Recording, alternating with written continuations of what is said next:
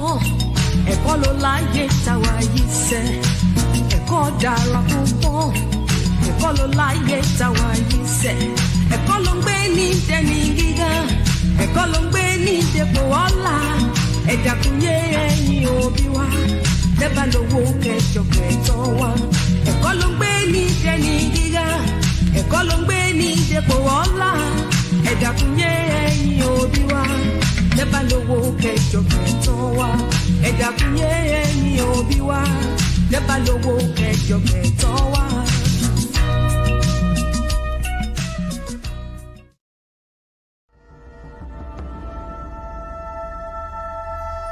At the Okoli Law Group, we specialize in producing justice. If you or a loved one in the Atlanta metro area is facing serious criminal charges, then you need serious legal representation. The Okoli Law Group is here for you. The Okoli Law Group is here for us. The Okoli Law Group, serious legal representation.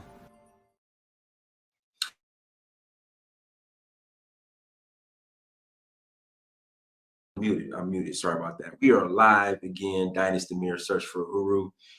Thank you all. Thank you so much for joining. It really means a lot. Guys, we're coming up on July 4th. July 4th, you know, I know a lot of y'all are going to be eating barbecue and, you know, popping fireworks. Hey, have fun. Have fun. I might be out there with y'all. I might be out there with you all. So enjoy your short week. I know a lot of you guys are going on vacation. Some of you guys are going to be off, you know, July 4th. And, you know, like I used to do back when I was in corporate America, you know, July 4th was on a Thursday. I'm also taking that Friday off too, but I ain't telling nobody. But, you know, I was sneaking and taking off too, because we would just get that day off, not the following day as well. But, you know, when you're in sales, see, that's the beauty of being in sales. So when you're in sales and you're out in the field, you know, you necessarily don't have to check in to anybody unless you're not performing. So when July 4th came, I would take the 4th off. Then the following day, especially if it was on a Thursday, I would disappear. So I would have a 4-day weekend. So hit the like button again. Please hit that like button. Also make sure you share and make sure you subscribe. Announcement: we are rolling to Nigeria. We are rolling to Nigeria. I got one spot left. I got one spot left, you guys. If you want to come and join us in Nigeria for the Oshun Festival, we would love to have you. Please visit Danfo.Africa. That's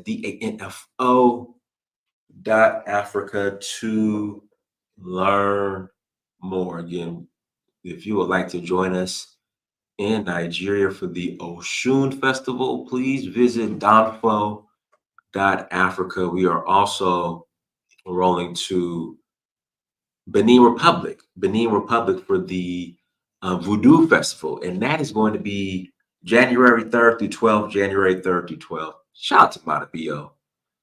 But this is a throwback photo, me and Mata Bio, when I received my my passport, my citizenship from Sierra Leone. So shout out to Mata Bio. So yeah. So, and guys, as far as the NFTs go, I'm redoing the NFTs. So be on the lookout for that. So yeah. Hey, cousin Diane, greetings from Los Angeles. I will do a barbecue African style. Hey, almost save me some.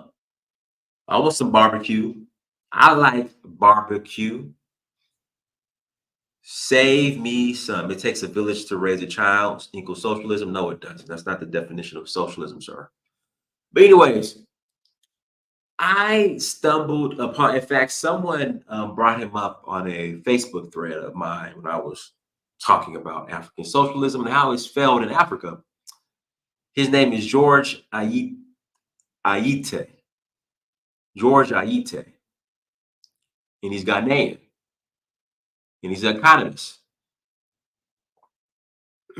So He breaks down the failures of socialism, and also he takes apart this argument that uh, um, socialism is equivalent is the when it comes to traditional African culture that it was socialist, and that's just not true. So we're gonna play this video. I'm gonna give my feedback.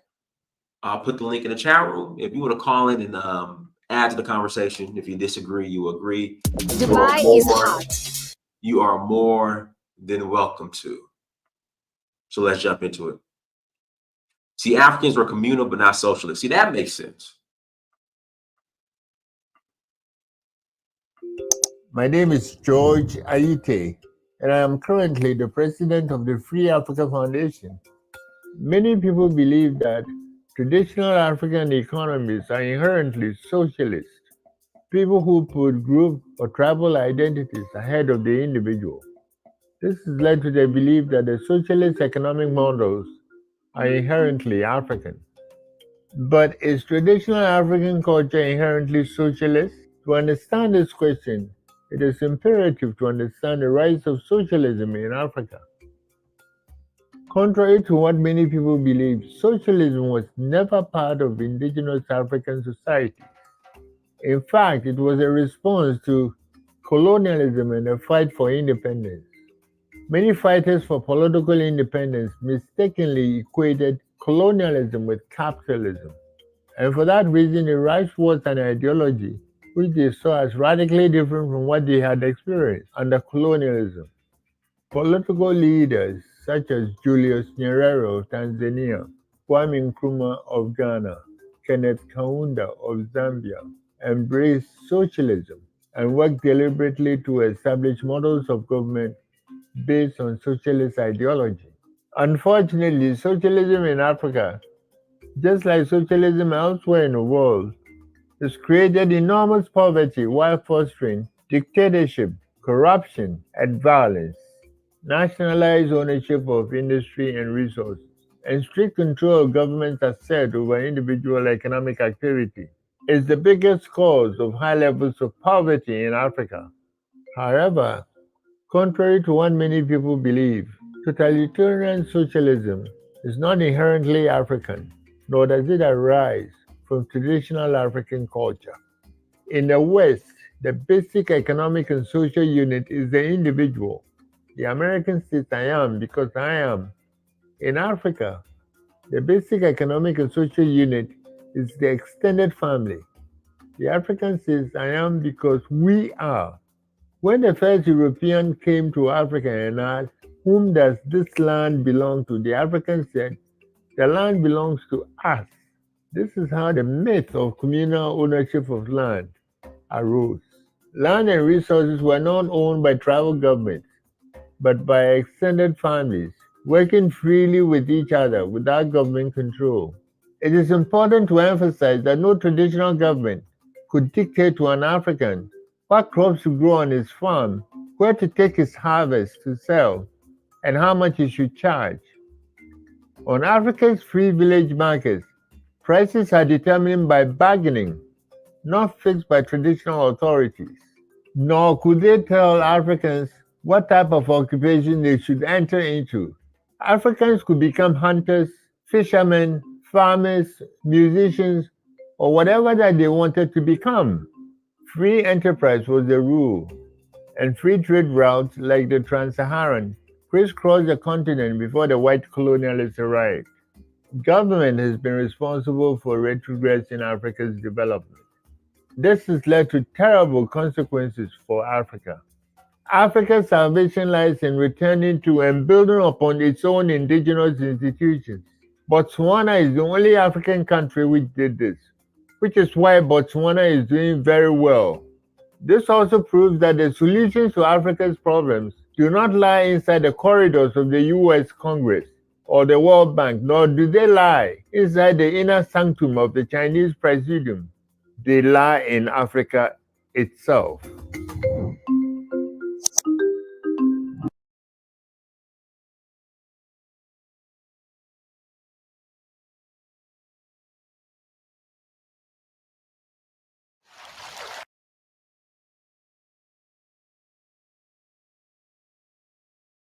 I thought I was muted. No, I thought I was muted. He brought up a great point, how we've wrongfully made capitalism capitalism equates colonialism, or capitalism is equivalent to colonialism, which is just not true. Like the way we say capitalism is equivalent to colonialism will be, in us ditching capitalism will be equivalent to me saying, okay, Islam is equivalent to Boko Haram or ISIS. And so therefore we need to get rid of Islam. So it's a wrong equivalent, if that makes sense. There's extremes in every way of thought or practice. We just need to find a way to balance it out and not become so extreme. So, and then also he brought up the whole, as far as the markets go. If you guys have not been to an African market, and it's been like this for, for years, even before we came in contact with the European, you bargain. You bargain. That's capitalism. You go in and you bargain. You can set your own prices. You bargain. And then he brought up the free market as far as the trade routes as well. So,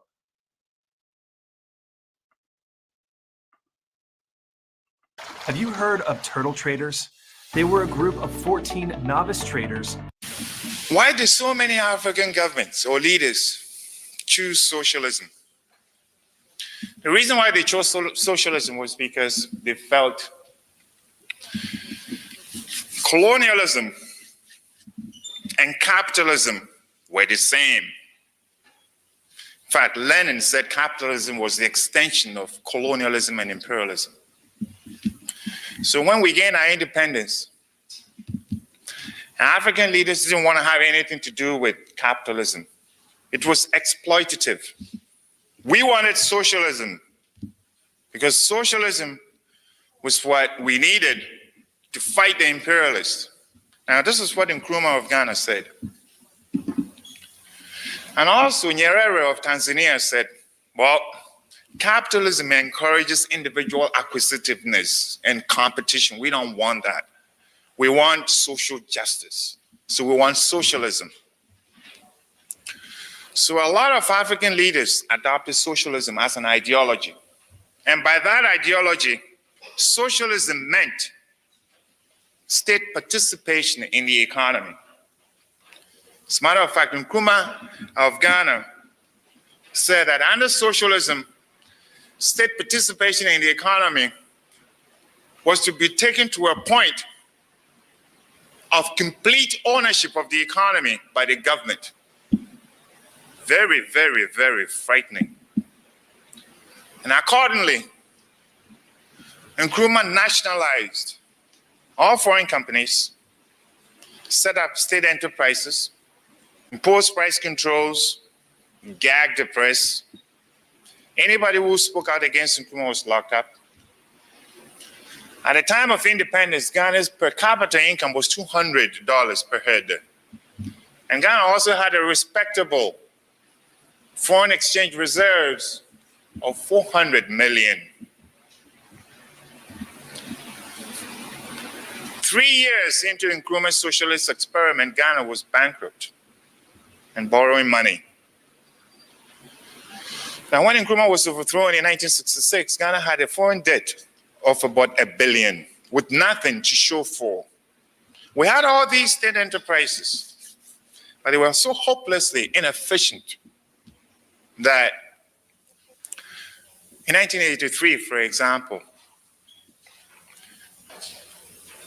about 20% of those state enterprises were producing using 40% of their capacity, industrial capacity.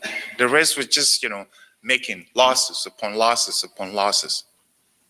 We had, a Black Star Line shipping agency.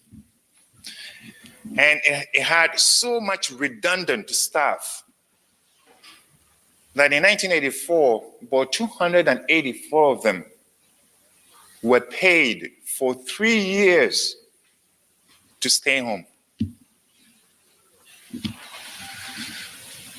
It was not only in Ghana that you had all these state enterprises, Tanzania, Somalia. Somalia, for example, under socialism, state enterprises, Somalia built a plant to box bananas. But the amount of bananas the plant needed to break even exceeded the entire national output of bananas. A lot of the industries that were acquired under state ownership and also under state socialism were so haphazardly acquired that they were inefficient and very, very poorly designed. Ghana also built a state sugar factory. It took 3 years to complete that factory in 1979. And when it was completed, that factory laid idle for a year because somebody forgot to install a water supply system. If you go to Tanzania, for example, if I could give you a few statistics, many of the If you are within 20 years of retirement, or if you're already retired, all of your hard-earned savings. state enterprises established under Nyerere have been so grossly bloated, and also many of them are simply just not paying their way.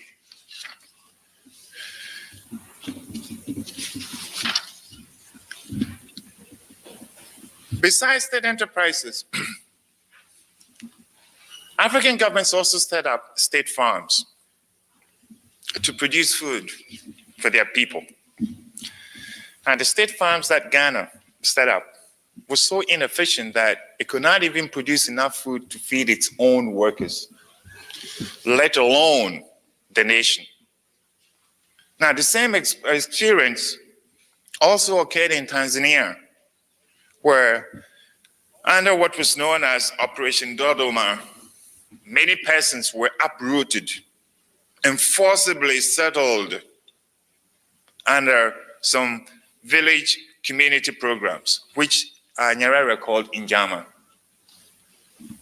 After that experiment in 1973, between 1974 and 1975, agricultural production plummeted. Tanzania used to be able to feed itself, but by 1983, it was importing close to a third of its food needs. There's no question, I'm not going to bore you with giving you lots and lots of statistics. There's no question that the socialist experiment in Africa was a complete failure. Why did it fail in Africa? There were 4 reasons. 1,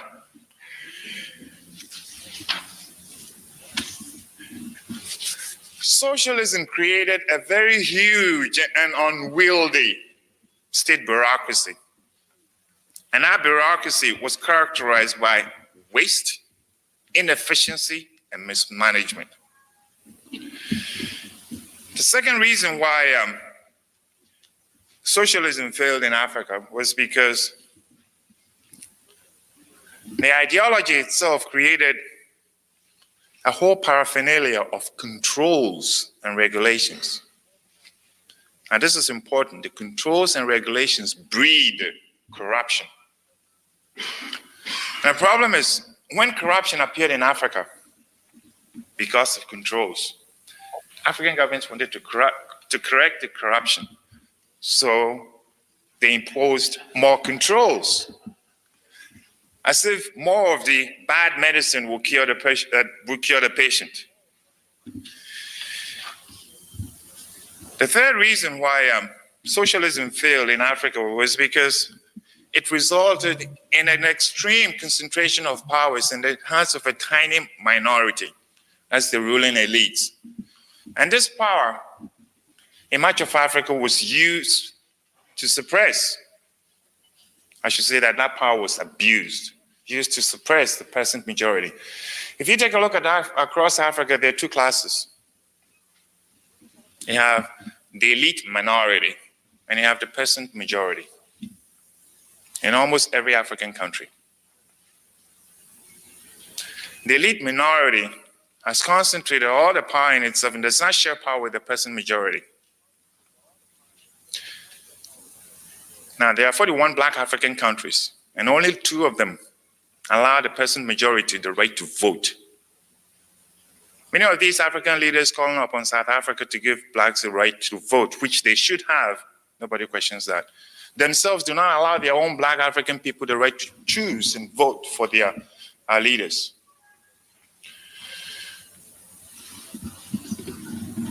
The fourth reason, and this is most important, why socialism failed in Africa is because the ideology itself is alien to indigenous African culture. Very important. That ideology is alien to indigenous African culture. In indigenous Africa, all the means of production, with the possible exception of land, is privately owned.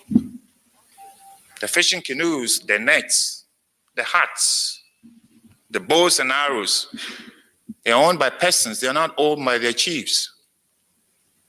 The peasants go about their economic activities on their own initiative, not at the behest of their chiefs.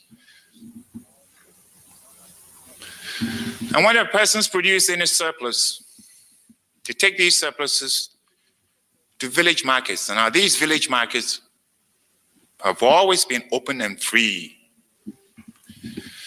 The chiefs do not impose price controls on their peasants. And when the peasants make any profit, it's theirs to keep, not for the chief to expropriate. There were free markets in Africa before the white man set foot on the continent. And there was free trade on the continent before the European colonialists arrived. Before the explorers arrived in Africa, there were free trade routes, crisscrossing. In fact, Africa was a... Attention retirees, if you're willing to be at your computer from 9 a.m. to 10:45 a.m. There was a dense web of trade routes crisscrossing the continent. The most notable ones were those crossing the Sahara. And you have, trans-Saharan trade. These trade routes were in existence as far back as the 9th century. Africa was, quote unquote, discovered in the 16th century.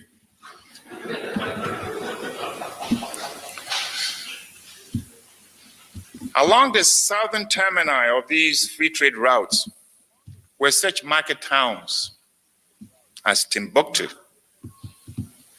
Timbuktu was a great market town, free trade market town. And Kano in Salaga. There were also empires in Africa. There was the Mali Empire. There was the Ghana Empire. There was the Songhai Empire, and also the Great Zimbabwe Empire. The fortunes of these empires were built on free trade. This was what was there before Africa was colonized. The peasants are enterprising individuals, and they engage in trade and sell their produce on open free markets. In the traditional system, the chiefs do not operate state enterprises. In the traditional system, the chiefs also do not lock up dissidents. In the traditional system also, the chiefs do not impose foreign ideologies on their peasants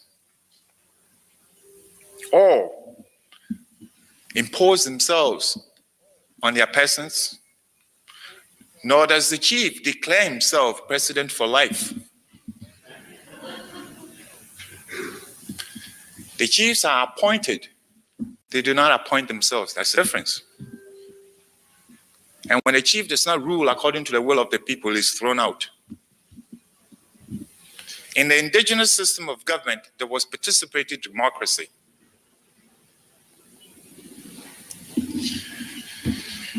If you go to Ethiopia or Addis Ababa, you find the portraits of Marx and Lenin.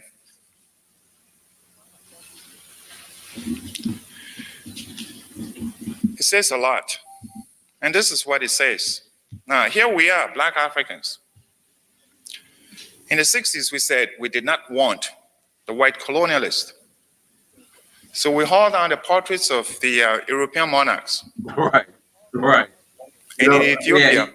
Yeah, he makes a great point. We put up. We don't want the white colonialists, but we want Karl Marx, Lenin, and the other guy from Argentina or Bolivia. What's his name? Che Guevara. He's absolutely right. Everything he's saying, he's absolutely right.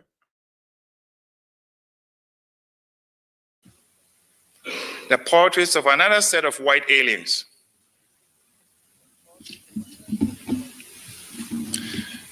The peasants look at this and they say that is basic stupidity, 101.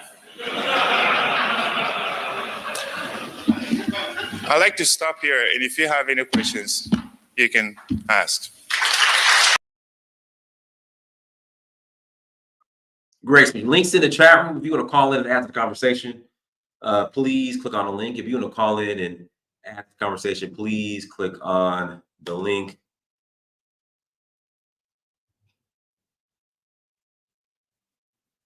Nkrumah built more industries and schools than all capitalists combined. And what happened to them?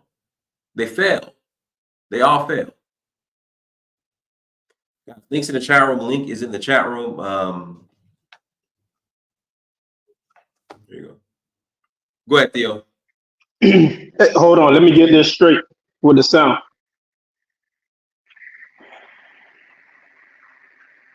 Hello? Yeah, go ahead. Yeah, man, there's so much to say.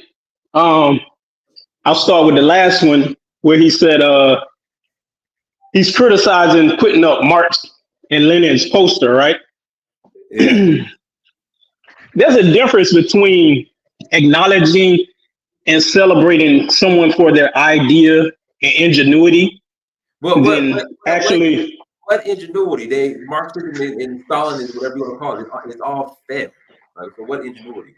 Well, I'm just saying, that's up for debate if you ask me. As far as the idea, the implementation of it is one thing, but what I'm getting at though with that particular thing that he was talking about is it almost seems contradictory that they wanted to overthrow white rule, but yet they put up these pictures of Lenin.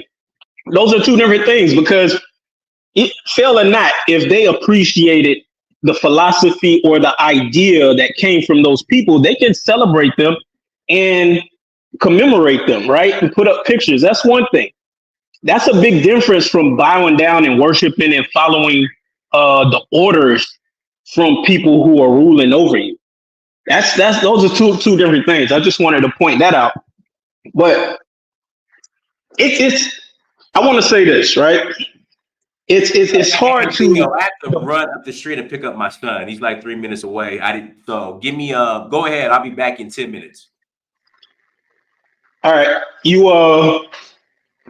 Okay. Yeah, go ahead. You ain't logging off. You still okay. So I feel like you can't divorce a society from socialism. And maybe that word itself may be up for to be redefined. I think when a lot of us talk about socialism, I think what we're really recognizing or deriving from that term is the idea of a society working together for the benefit of everyone in the society, and not just individual selfish means where it's a dog eat dog world and, big bank take little bank, right? Mm-hmm. I think most people recognize that if you're going to have a society that's going to function and there's going to be some equality and justice and harmony, you can't just let everything go free willing, and that includes the markets. And I'll add to that, right? The whole idea of democracy was to socialize the politics, right? It was to socialize the rule. So before, the rule of the people was pretty much a private enterprise. You had kings, and the kings ruled for their own interests, and the people were subjects. And besides having them, you had churches, right? So you had those different, ruling types, right? Monarchy and theocracy, right? Ruling over the people, which didn't always benefit the people, right? So in the name of having some type of justice and equality, people wanted to democratize the power, the politic, right? The problem is that's just one phase of justice and equality, because what we've come to realize is that if you don't have some sort of democratizing of the economy, some type of sharing of the economy, the resources, right? In some capacity, some way of making sure that everyone gets a fair share, even if they're not as fast or smart or as talented as the next person, just by virtue of their humanity, they can expect to get justice. They can expect to have their basic needs met in a society. We're not in the wild, right? We're talking about in a society where we don't just, if someone's injured, we just let them die because they can't perform. Or if someone gets old, we just send them out to die because they're too old to work. Or, the young are utilized as just, for their youth as labor, and, orphans get treated like, but like nothing. If I can add to that, and even the bank or push back some of the idea which we saw in this video. Myself, as people know, diners know, I'm Congolese American. I'm originally from eastern part of Congo in Kivu. I used to travel a lot all along, like Burundi, Rwanda, Tanzania, Kenya. I've visited Malawi. I've lived in South Africa, and I know the history and I know the culture. I've lived culturally. I've lived in the villages. I've read about our history, and I saw the culture. First of all, right. From what this, some of the video was showing, what I would say, first of all, like African culture, it looked like people who present, they were trying to show that African culture had nothing with socialism, which is not true. African culture is actually communal. Then it has, in that communal, because it's how do you call it? It's not like individualistic culture. It's communal culture. Right. It has some, even economically, it has some elements of capitalism. So, for example, like the example which he gave, yes, the land in African culture, like in the village or in localities, used to belong to the whole tribe or the whole clan. Then, because there is a chief, the chief is the one who is, is entitled custodian. To govern the land, how the land will be used. Where can you build? Which part is for for religious activities? Which part is for hunting? Then, if you want to farm, you will go to the chief. Then the chief will give you a land. It's not yours forever. No, right. It's for some time. You'll be. There is even terms like as I'm from there, I'm Mufuliru. There is for Banyarwanda, there is like term like a buhake, like a kituliro, which you need to give to the chief after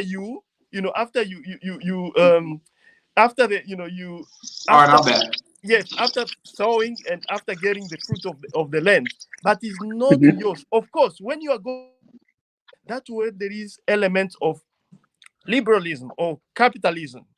Now, I'll correct also what he said about Tanzania Ujamaa failing. He was not totally true, because, as I told you, I'm from there. I'm from Congo. My parents used to do business from Kenya, Tanzania, and so from all East Africa to the eastern part of Congo.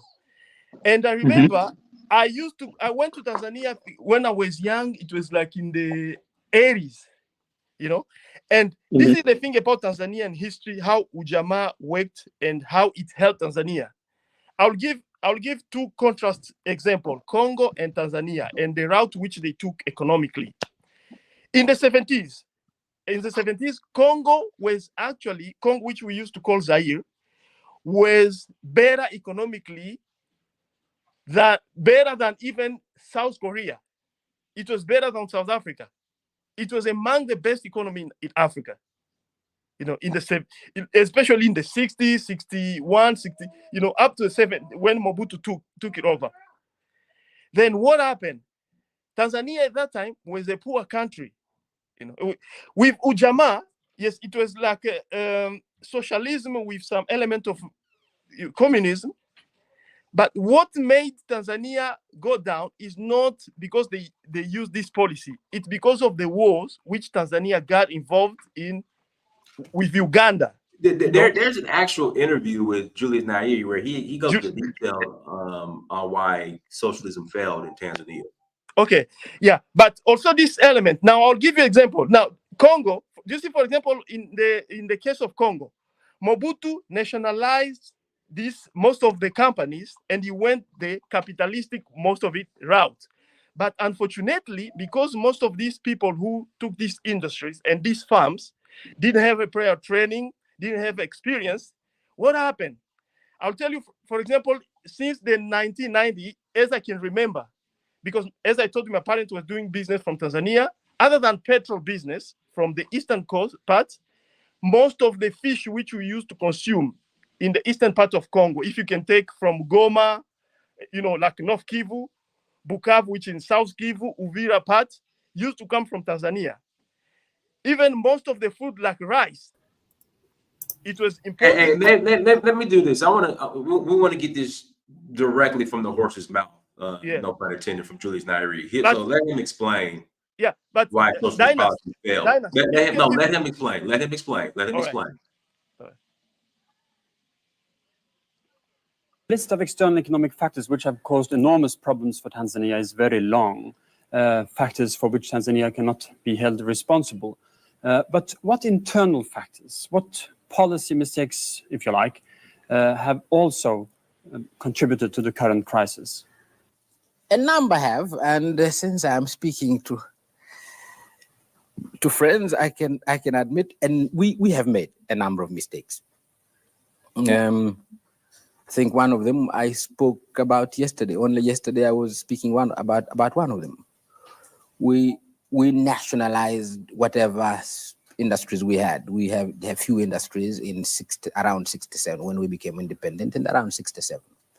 One of the major, and industrially we really did not have many industries to nationalize, but we had a very highly developed sisal industry based on estates. It was already beginning to run into some difficulty because of the world prices. The prices were going down. And we nationalized it. It was a mistake. It is quite clear it was a mistake. We did not have the management, the local management to manage those farms. We nationalized some. We didn't nationalize all the farms. We nationalized some estates and left others, and this has proved the others which we left, which we did not nationalize, are doing much better than those we nationalized, although of course they had to function in the same economic situation in the world. And the basic problem was that we simply did not have sufficient management. The management was not well developed. In this case, we made a mistake. That's one mistake. It's one example of the type of mistake we made.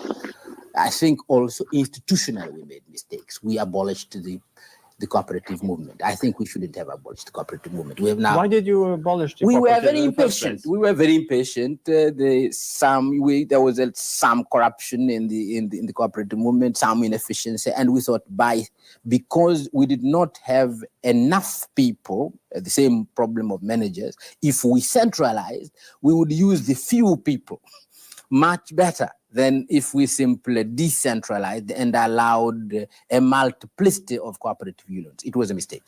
Instead, you established parastatals to established take the care parastatals, believing that there will be few, and therefore the few trained people we have would do a better job. Well, they didn't.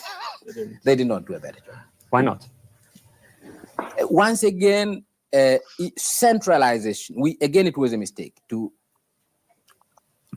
centralize, you need a lot of ability to be able to centralize, and it's better to commit the mistake of the people themselves with their little experience and continuously gaining their experience, running small cooperative unions. It's better to commit the mistake there than to run the risk of centralization. When you make a mistake there, the mistake is very serious.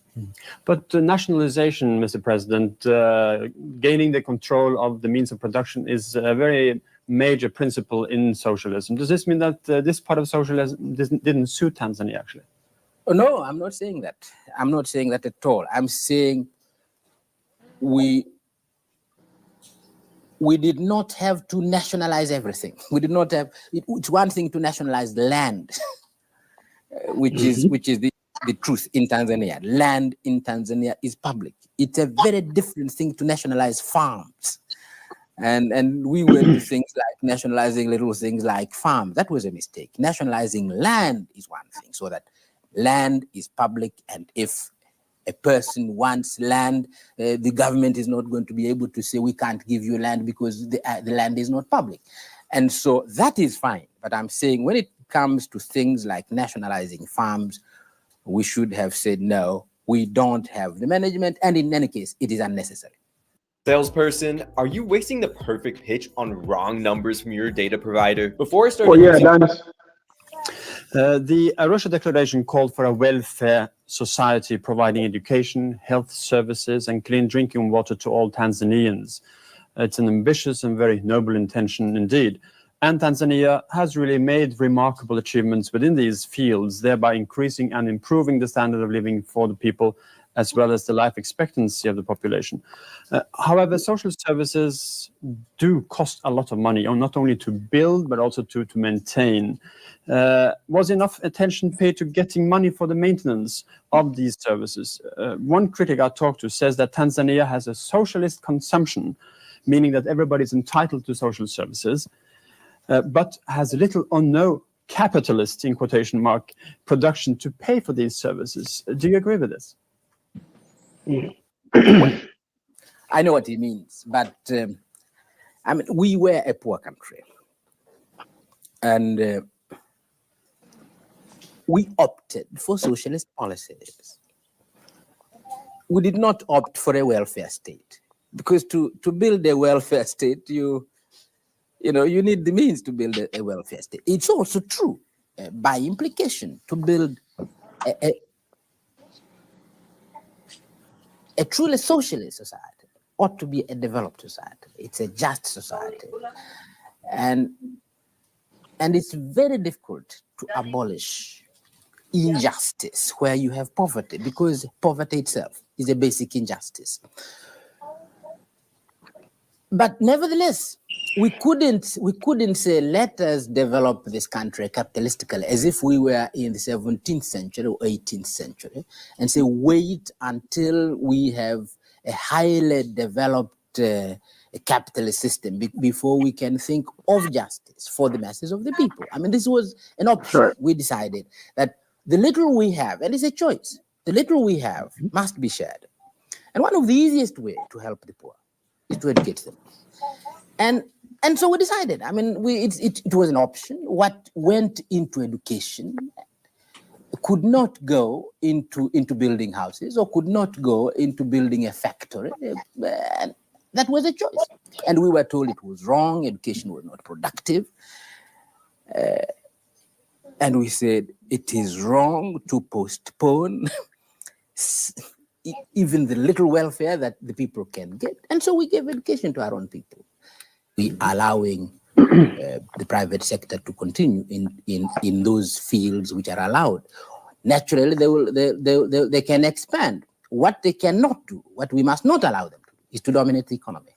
The economy must continue to being dominated by the public sector, and the state must organize a good machinery for controlling the private sector. We cannot allow the private sector to dominate. But are you satisfied with the performance of the public sector?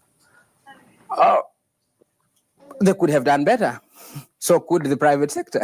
I mean, each part could have done much better than they're doing now, and we must continue to make sure that the public sector and the private sector, but in particular the public sector, because we want it to be a dominant sector, should be run as efficiently as possible. And this is a continuous problem. Coming back to the Arusha Declaration once again, it gave priority to agriculture, admitting that too much emphasis had been put on industry until 1967. However, in the years that followed, particularly in the 70s, it seemed like raising of industry, even heavy industry, and industry which, in the words of the Prime Minister, was heavily import dependent, got priority at the expense of the agricultural sector. Today, I believe this is recognized as a mistake. But how did it happen? Were you under pressure from donor countries, or under pressure from Western or Eastern industrialists, or was this your own initiative? First, let me say it was our own initiative, and then go back to the origin of the question. The Arusha Declaration gave emphasis to agriculture, not because before that there was a lot of emphasis or investment in industry. It's not true. What kind of industry did we have before 1967? What we were trying to correct in the Arusha Declaration was the attention of the leadership. They were thinking development is industry. We did not have very much industry, but to them, if you were going to develop this country, then of course you've got to put your investment in industry. And we were saying this is wrong. We gotta go for the people. The basis of our development is agriculture, and we've got to give sufficient attention to agriculture. We didn't, but that is the correction we wanted to make. Not that we had been investing a lot of money in industry, and then we after the Arusha Declaration, we tried to switch. We were paying a lot of attention, theoretical attention to industry. All right. Hey, let me say this real quick. Yeah, I just want to say this. So I think his analysis, to the problem was correct. I mean, if you're a poor country, before you worry about industry, you gotta invest in your people, right? Or else you always be chasing the dream. You gotta feed your people. You gotta make sure your people. It might not bring you profits. It might not, allow you the luxuries that you see in the Western world, for the few people, right? But you got to take what little you have and try to make sure as many people in your society as possible has enough to eat, a place to stay, an education, right? So what I'm getting from what he said is they kind of jumped the gun simply because they didn't have the capacity to manage the system that they gained control of, because they didn't have the education in the society or enough skill in the society to manage and run those industries, right? So his idea was to take the few people who had that, or they thought, to manage more than they could. And it just didn't work, right? So I actually believe that socialism was ahead of its time. I don't think it's necessarily failed. I think it just hasn't succeeded because we didn't have the tools, technology, and awareness and education that we have today in order for everyone in the collective to be aware of what's going on, to know the carrying capacity of the world, so that people don't feel like they're getting the short end of the stick, right? Now, we can survey the globe, right? These countries can survey their whole country and make their society aware of the resources, right? So that when people get in a little or they're getting a lot, they know what portion of that society they're getting, right? What portion of what's produced they're getting, or which is owned by the society, that they're getting. But when you don't have that type of survey, right, and you don't have those people who are informed like that, and especially when you have inequalities that exist, right, because there can't be any checks and balances if you don't have the tools to make people aware of the injustices. So when you have that type of stuff going on in society, then when someone who has very little sees someone with a lot, right, it automatically looks strictly like injustice, which it probably is in a lot of cases. I call it crab in the barrel syndrome. Get your ass up and go work. It ain't that easy though, because you're not granted a job in a strictly society. Let me get in. If we talking capitalism, It's not Theo. I'm gonna give you the solution, Theo. I'm gonna give you the solution. If I see somebody who has something that I want that has more than me, I am going to approach him and say, "Hey, how did you get it? How'd you get it?" I get it, but Dynas, let's be real. Let's be real about this. Let's be real about this, Dynas. Let me say this: everybody in the society isn't equally as endowed as the next person. What I mean is everyone isn't as and I know you say that's boo-hoo, but what I'm saying is when you're trying to have a society, trying to have a society which operates in harmony, it can't just be get it how you live. It can't just be you're taller, stronger, faster, and smarter, so you have a right to take as much as you want without any. And so what happens is, guess what? Guess what happens? The weaker, right, to a degree, relative, right, to the society, they band together and they stop the giant, right? That's just how it's going to go. And that's fair game. That's fair game, and that's what you call socialism. Because they're haters. No, because they gotta survive too. So if you got a double team the bully, that's fair game if the bully gonna keep bullying, right? Ain't nobody bullying. The information is out there. Dynas, I have another. So with the rise with this current Pan-Africanism in Africa, I've come to understand that the Francophone Africa, there is something which they've come up organized, but unfortunately because we are limited with this language barrier, French and English. On the English side, there is some information probably that people need to watch out or to find. I'm sorry, Dynas, but I'll have to say this. In fact, if you go on YouTube, not Dynas, there is this guy. He used to be, he's a former great journalist of a French media called Alain Foucault. He came up with an idea. There is now a kind of African think tank called the Mansa. They think about every subject, politics, economics. It's a great thing. And I advise people, because he puts even subtitles in English so people can get some. And there is this guy which I came to connect with. Also, is a Pan-African guy from Cameroon called Simon Paul Bagbondo. This guy, I spoke to him, and he developed this subject about economics. Myself, I came to understand that all these things which we were suggested in Africa, be it communism, be it socialism, be it liberalism, it's all lies. They are just system, especially the liberalism is just a system to get control of probably all our wealth, but we'll stay with nothing. If you look, you read the plan of World Economic Forum, you'll understand that they have this plan or a study of saying that people in the future, people will own nothing but be happy.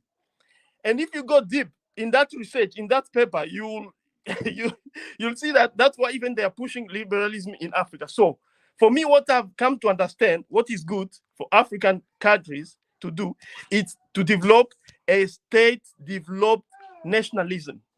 What does that mean? These things was even done here in US, and most countries which develop faster, they implement it. With when there was when China tried to go under Chairman Mao, what they allowed Japan to do so that Japan to develop, it's this system. But if you ask most people who start economy, this what we go to university for, they don't understand it. They don't know this until you explain them. What is state development nationalism? It's because the government or the country, the state, has more means and has more power to get, for finance. The state is the one which in Africa was supposed to develop industries or develop, or incite, the industry where, for example, technology should be developed. For example, in America, I'll take the example of in US, internet started in military. Who owned the military? It's a state. It's only later on that they allowed some individual to take it out, to take it over. Even drones. And if you go into many other technology and many other industries, you go to the origin of it, you'll see that it was developed by the state, but later on they then liberalize it. So that's what they did even in Japan. If you go, you look how Japan developed faster up to the time when Japan was about to overtake United States, then the US, because the US is the one which, and the Western country, they are the one who had allowed Japan to develop. They blocked it. The same with South Korea. That's what they did, even Singapore. So that's what I think African country should implement instead of going into this just liberalism thing or socialism. We should, the state should develop industries or company or incite the investment in precise company. Then later on, liberalize those companies to national people. First to the national. That's why it's called state developer nationalism. Thank you. Yeah, I agree with everyone so far, everyone who has spoken so far, and the word you are looking for also subsidize specific companies as well that will make good returns for the country. I agree with everyone so far. So for the point of view I'm going to approach this is about time. The time in which Africa was emerging from colonialism. That means the major companies that had the means of production in Africa was the capitalist class from Europe.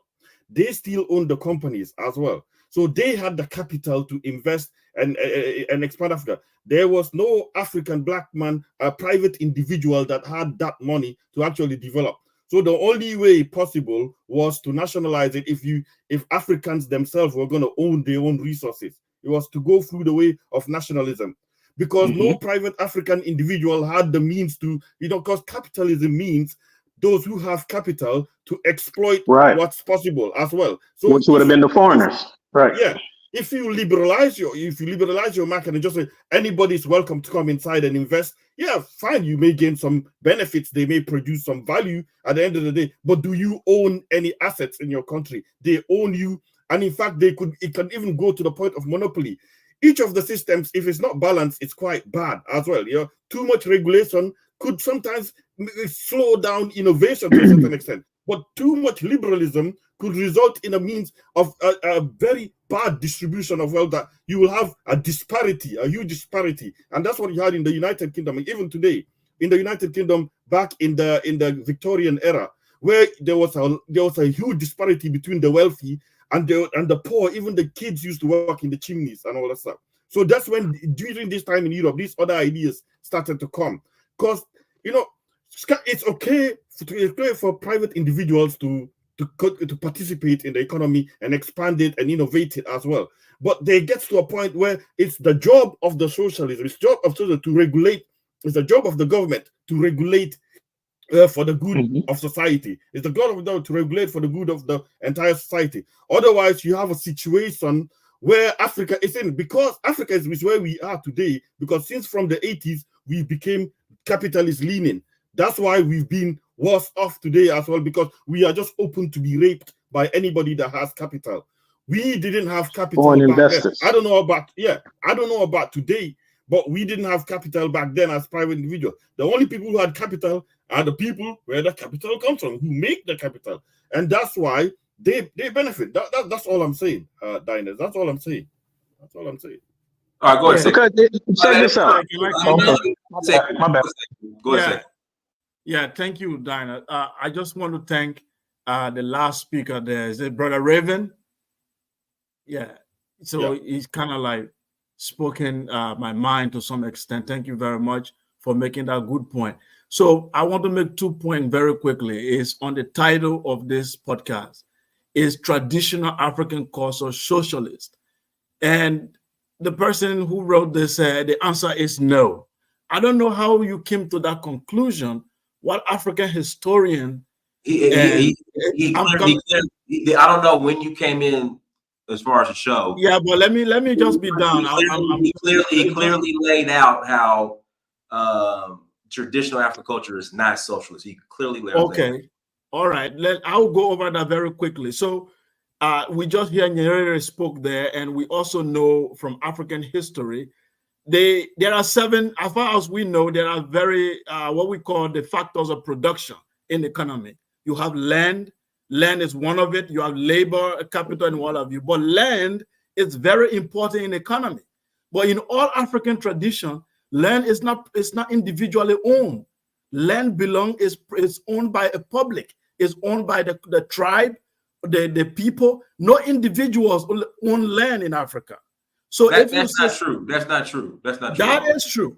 No, it's not. That's not true. You cannot give me an example of people buying land. I'm coming. Owned by families. Individual, that's not pre-colonial, pre-Islamic Africa. Show me where individual buy land. I'm listening. I could check you. You said Islamic Africa? Pre-Islamic and pre-European Africa, where somebody buy land. That does not mean it's not social. That does not mean it's socialist. No, I'm not saying. I'm just telling you, first of all, the land is owned by the tribe, by the people. In fact, in African spirituality, that you know very well, the land belongs to the ancestors. They don't give land to an individual. That's not true at all. They listen, when I'm in Oshobo, okay, then give me an example of an individual owning an estate. They sell land all day. Where is the example, Diana? Can you cite no, you're asking African spiritual. I'm telling you, when I go to Oshobo, when I go to Oshun, when I go what are you talking about? You're going to modern Oshobo. They are selling land all day. Diana, cite one history where an individual owned a large piece of estate in Africa, an individual, pre-Islamic and pre-European Africa. Just one. Well, I'll have to look that up. I'll have to look at it. But that does not mean that traditional African culture is socialist. Well, I didn't say that either. I'm just dealing with the land, first of all, because you said no categorically. So I'm saying you can't just say no. This is an ambiguous question. You have to approach it systematically. You can't make it a yes and no issue. So what I want to add to that very quickly is that when you deal with socialism in Africa, you have to look at the historical context, like my brother Raven said. The historical context in which Kwame Nkrumah and Nyerere and other people were doing the policy that you would call socialism, Africa was emerging out of colonialism. And who were the colonialists? The capitalists. All the companies and the factories that were in Africa at that time, the industry were owned by the imperialists who were trying to exploit the continent. Now they are saying we want free market because they got capital to be able to buy everything. So the emerging Africa was only assisted by the people you call socialists then or communists. They were the allies of Africa, freedom fighters. And these freedom fighters were aligned to these people, not worshiping them, but because they were more towards African liberation than the capitalists. That's the fact in history. So when that man that you put on in the video that was talking about African I need to see something. These socialists, so he doesn't understand the context. Don't overtalk me. Don't overtalk me. I also need to see something as well where pre-Islamic that the land was owned by, I guess what you're saying, the community? Community and tribe, yes. Yeah, you got something to show to prove that? And can you be specific? Yes, which tribe? African spiritual culture, because African law. Well, I mean, Africa is a huge continent. Okay, if you look at the Monday, are you familiar with Kurukanfuga, the law of Mali? With the Mali Empire? The Mali Empire? Are you familiar with the law of Sunjata Keita in Mali Empire? I'm familiar with the Mali Empire, but go ahead with the Mali Empire was an empire within Africa. But go ahead. Right. The founder was not Muslim. He was definitely an African practitioner, Sunjata Keita. Land was not given to an individual. It's owned by community and tribe. Even in Liberia, until the settlers and all of those things happened, our brothers came from the state. Land was owned by community. Nowhere in Liberia they will tell you that they arrived and individual sold the land. It was owned by Gola. But they were selling the land in Africa. They were selling the land. I'm not saying nobody. Look, you can debate. I said even before the settlers, they were selling the land. In fact, they were given land. I mean, now I don't know how clear it would be. They were given the land in the understanding that what you have today, like in Canada, the government leases the land to individual, but you don't own it. This is what Africans were doing that they were against. But today in Canada, 60% of the land is owned by the state, and nobody owns land. You buy it, it's like a lease. You pay property tax forever because the government owns the land. That's what our ancestors did, and they were calling it primitive. They said individuals shouldn't own land. The land should be owned by the state. The king can give a foreigner who arrived, they can give you a land like a lease for you to live on. It doesn't mean you own it. But in the European mind, it was sold. That's where the conflict came from. You are familiar with the American Liberian and the settler fighting, the tribe in Liberia fighting over land. Why? Because they said, we didn't sell it to you. But they did sell it. That's why they were fighting. But they did sell it. That's why they were fighting. No, they didn't understand the concept of hold on a second. Hold on. You had the Port Crescent Massacre, where you had a number of skirmishes or situations where the local chiefs and kings in Liberia would sell land to the settlers and then try to like they do right now in Ghana. They would sell the land, then they would renege, and it would cause a problem. That was going on in Liberia as well. That is real documented. You had the Port Crescent. Well, actually, the Port Crescent Massacre had to do with slavery, but that was well documented, where these kings will agree to land deals with the settlers and then try to renege. Right now, you say king. If not individuals in the society, we're not giving them land. Okay, I'm sorry. Can I jump in? The chiefs, the king was chiefs, acting on behalf of the people. The king can I jump does in not real own quick? anything because he can he also, when he leaves, someone takes over. The king is custodian of the culture and the land. Right, and he was selling. Oh, can I jump in real quick? Well, so hey, this I guy, just wanted to close guys. But Afudama Sakara hasn't spoken yet. Let Shakara speak. Let him speak. Dart, hold on, Dart. I heard you giving bombstonomics over here. Here's the thing. Hold on. Let me finish. This is not a bombster show. You said Africans didn't have capital. That's not true. Dankode's grandfather was the richest man in Africa at the time. He had capital since in the 40s. And also, you guys saying people did not own land. That's not true. These lands that you are buying today from this, like mostly Gambia, because you talked about the Mali Empire, which Gambia was part of. These lands that you are buying, it's owned by individuals, and they passed it on from generation to generation. So we can go as far back as however long it is.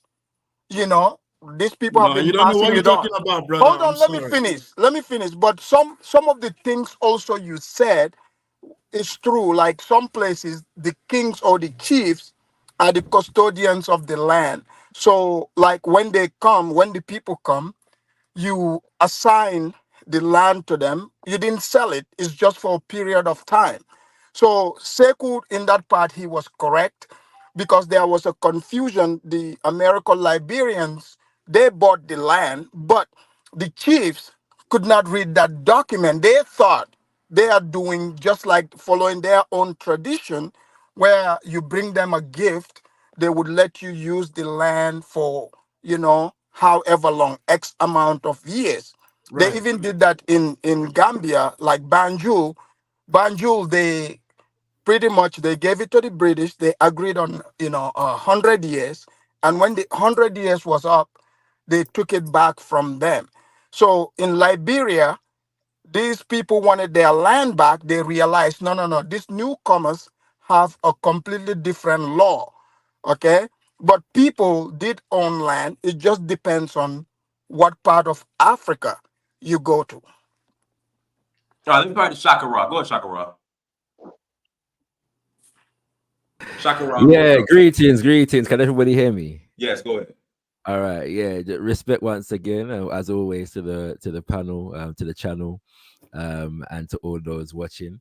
So I think we need to first of all caution ourselves to not, if we're looking at African reality and we are looking at defining our reality according to our own history and culture, then a debate about capitalism versus socialism we should find redundant and dangerous, yeah, to a significant degree, especially when we have in this day and age a significant amount of propaganda coming from colonizers and neo-colonizers attempting to seduce us into fighting their wars. And their wars, or one of their major wars in recent decades has been against socialism. And so they want to import and arm Africans intellectually against their socialist enemies. Yeah, we need to be very, very careful of that. And as far as I'm concerned, that's the context in which a significant amount of debate such as this takes place. Yeah, but let's get to the statements of George Aite for a second. And George Aite, sorry, somebody's got their mic on and it's causing some disturbance. I'm muted. Go ahead. Yeah. What's it called? Yeah. George Aite cautions us not to equate capitalism with colonialism. Okay. All right. Which is an interesting statement to make. Yeah. But if I accept that, why then should I accept an analysis that equates markets with capitalism? Markets are not synonymous with capitalism. And then why is it okay to also equate what he's referring to as socialism with tyranny, dictatorship, and state capture?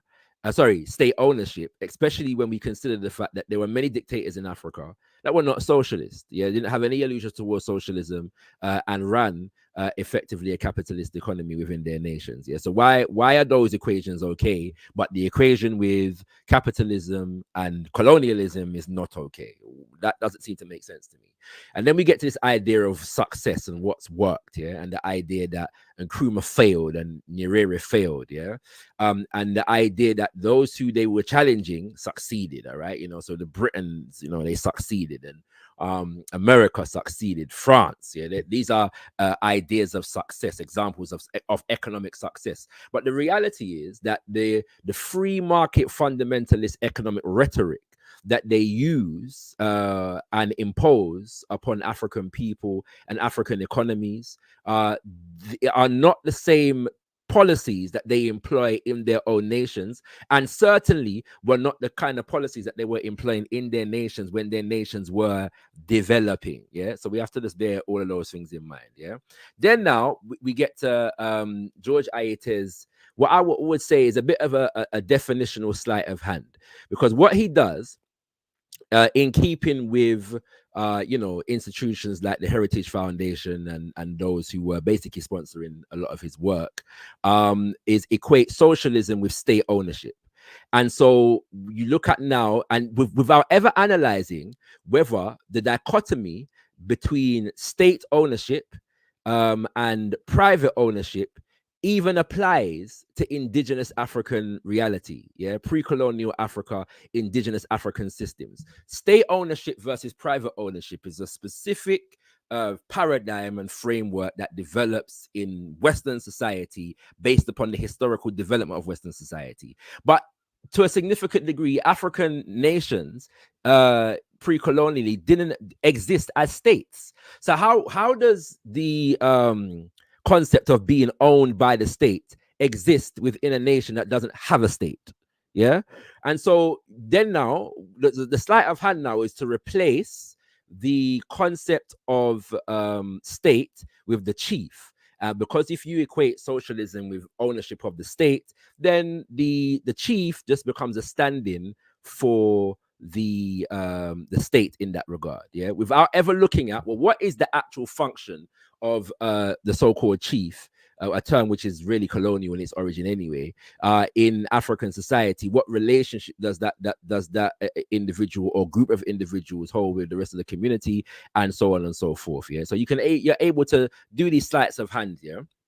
Then now, whilst capitalism is based upon, as it is defined in Western society, is based upon the individual, yeah, the rights of the individual. What the brother Aite does is equate the individual in terms of capitalism, in terms of how it's defined by Western theorists, and equates that with the concept of the extended family. And an extended family is an inherently communal institution. Yes, it is fundamentally and inherently a communal institution. And so if, as he says, the indigenous social order and economic system, as far as Africa is concerned, and the most fundamental basic social unit is the extended family, that creates a very fundamentally different social sensibility and therefore economic system to an economic system and social sensibility that is based around individuals. These two are not equivalent. In any way, one second, allow me to finish if I may, Brother Dynasty, and I won't be too long. That creates a fundamentally different reality. That's fundamentally different, right? So we have to analyze these things in what the brother said. The brother also said that everything was quote unquote privately owned, with the what? Possible exception of land. Well, if you're looking at pre-colonial societies, then and you say with the possible exception of land, but then if land is the primary means of production within those societies, and the primary means of production is not privately owned, yeah, or as he's defining privately owned, that is, then also that would need to be looked at. What is the significance of land, and how does that factor into the productive capacities of the society, and therefore based upon that, what society or economic system does that create? Yeah. Then I could say more on the fact that he uses Botswana as an example of a non-state ownership developed economy. Anybody that knows anything about Botswana knows that its economy is based upon diamond mining and selling, and the major company within that nation is Debswana, which is 50% owned by the government, and in some senses, and in some cases, in some instances, 51% owned by the government. Yeah, and there are many others, as well as that, there are state-owned companies in Botswana, right? And all kinds of different things going on there. So the idea that Botswana is an example of a non-state developed, non-state-owned development in Africa is just fundamentally false. The final thing I'm going to do is actually read from George Aite. I'm getting that interference again. Can we wrap it up? Yeah, I will certainly be wrapping it up. But I think it's important to actually, because to read from what's his name, George Aite's words, yeah, in the book Indigenous African Institutions, yeah, and he says let me go for the next paragraph so I can make it shorter. The indigenous African, one of the fundamental aspects of the capitalist system is the idea of the profit motive, yeah. And so that's. So let me ask you a question. Why you going on all this shit? Sorry, my brother.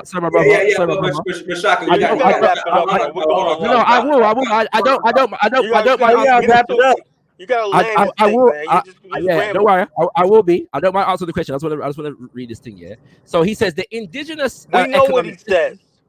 What I'm trying to say is, what is your perspective? The indigenous. Sorry, I've been given my perspective. Just allow me to read the thing. The indigenous economic system, however, was a different kind of capitalism. In one important respect, profit was shared. In contrast to the Western system, whereby profit was appropriated by the owners until recently, when some U.S. corporations adopted let me ask you a question. When you have a company in the West who have profit sharing, a lot of companies in the West offer stock, the indigenous African system this Furthermore, idea you guys demonizing the West. One at a time, please. Furthermore, the indigenous African system was not one of unfettered capitalism. Individual economic liberties were always circumscribed or bounded by social norms and Okay, then social let me ask you a obligations question then. Why for is the it that you got so survival, many rich for the Africans survival. and they step over the poor? Hold on, Colin, but I got Colin. I still have some more people I gotta get to who are before you. Let me get to. This guy's rambling a bunch of nonsense. All right, let me get to. I've been studying Africa What is probably the longer point? What than is you've the been born. point? I have Just not say it. seen Just any of say this it. Let me, criminal stuff you're let me talking pass about. to the Colin. I got Colin. I'm gonna have to mute you. I was actually on the last sentence of what I was reading. Shaka, we gotta move on, Shaka. You gotta move on. All right, I will respect the panel. I will respect the panel. I will respect the panel. Go ahead, the first. Unmute yourself. Okay. At the end of the day, man, like YouTube, we're on a panel of YouTube. This would not be possible if it wasn't for capitalism and the ability for you to be an entrepreneur. The world depends on being an entrepreneur and having the ability to do business. It's good for countries to have ownerships of land and of certain things, without a doubt. The responsibility of a country and a lot of things in it should be based on a country, the government. Like, for example, I don't believe countries should be selling land to anybody and everybody. I believe that is like homeland security. That is a matter of national security to be selling land. Another thing I remember somebody said about like propaganda. How you guys feel about like I see a lot of videos on YouTube attacking like immigrants and Africans and things like that. Like it's like nonsense. Like there's no reason. I don't see this imaginary beef, and also trying to downplay the potential of Africa. Okay. Born Israelite, and I gotta pass the Colin. Go ahead, Born Israelite. Hello? Yes. Yeah, so let's make this simple, man. If you know you can sum all this up in a couple of words, that's how you know what you're talking about. Listen, the history of Black people in Africa is different tribes, and different tribes have different ways of handling their business inside their country. We always had free markets. We always had land owned by the people. It's that simple.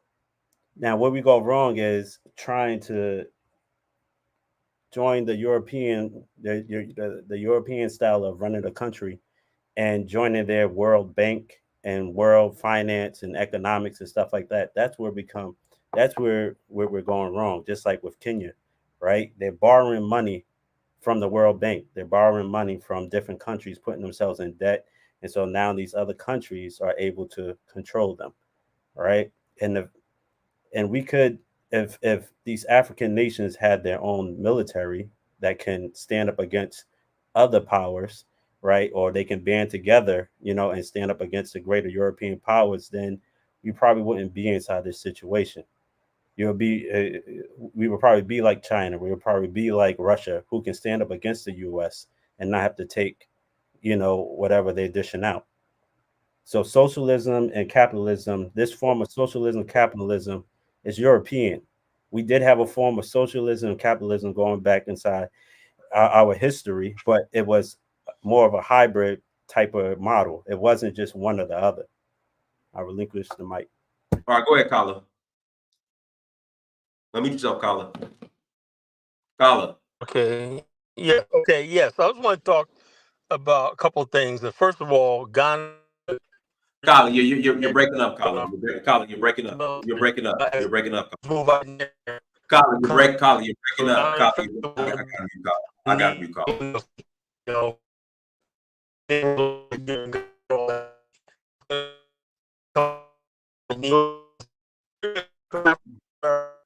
Yeah, I got it. Colin, I had to remove you because you're breaking up. Al, go ahead, then Brandon. Go ahead, Al. Yes, Brother Dynas, how are you doing? You okay? Long time. Yeah, go ahead. Can you hear me?